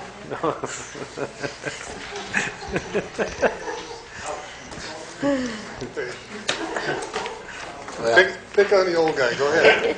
I have none. I have no comments. Tony, do you have any? I'm tired of being picked on.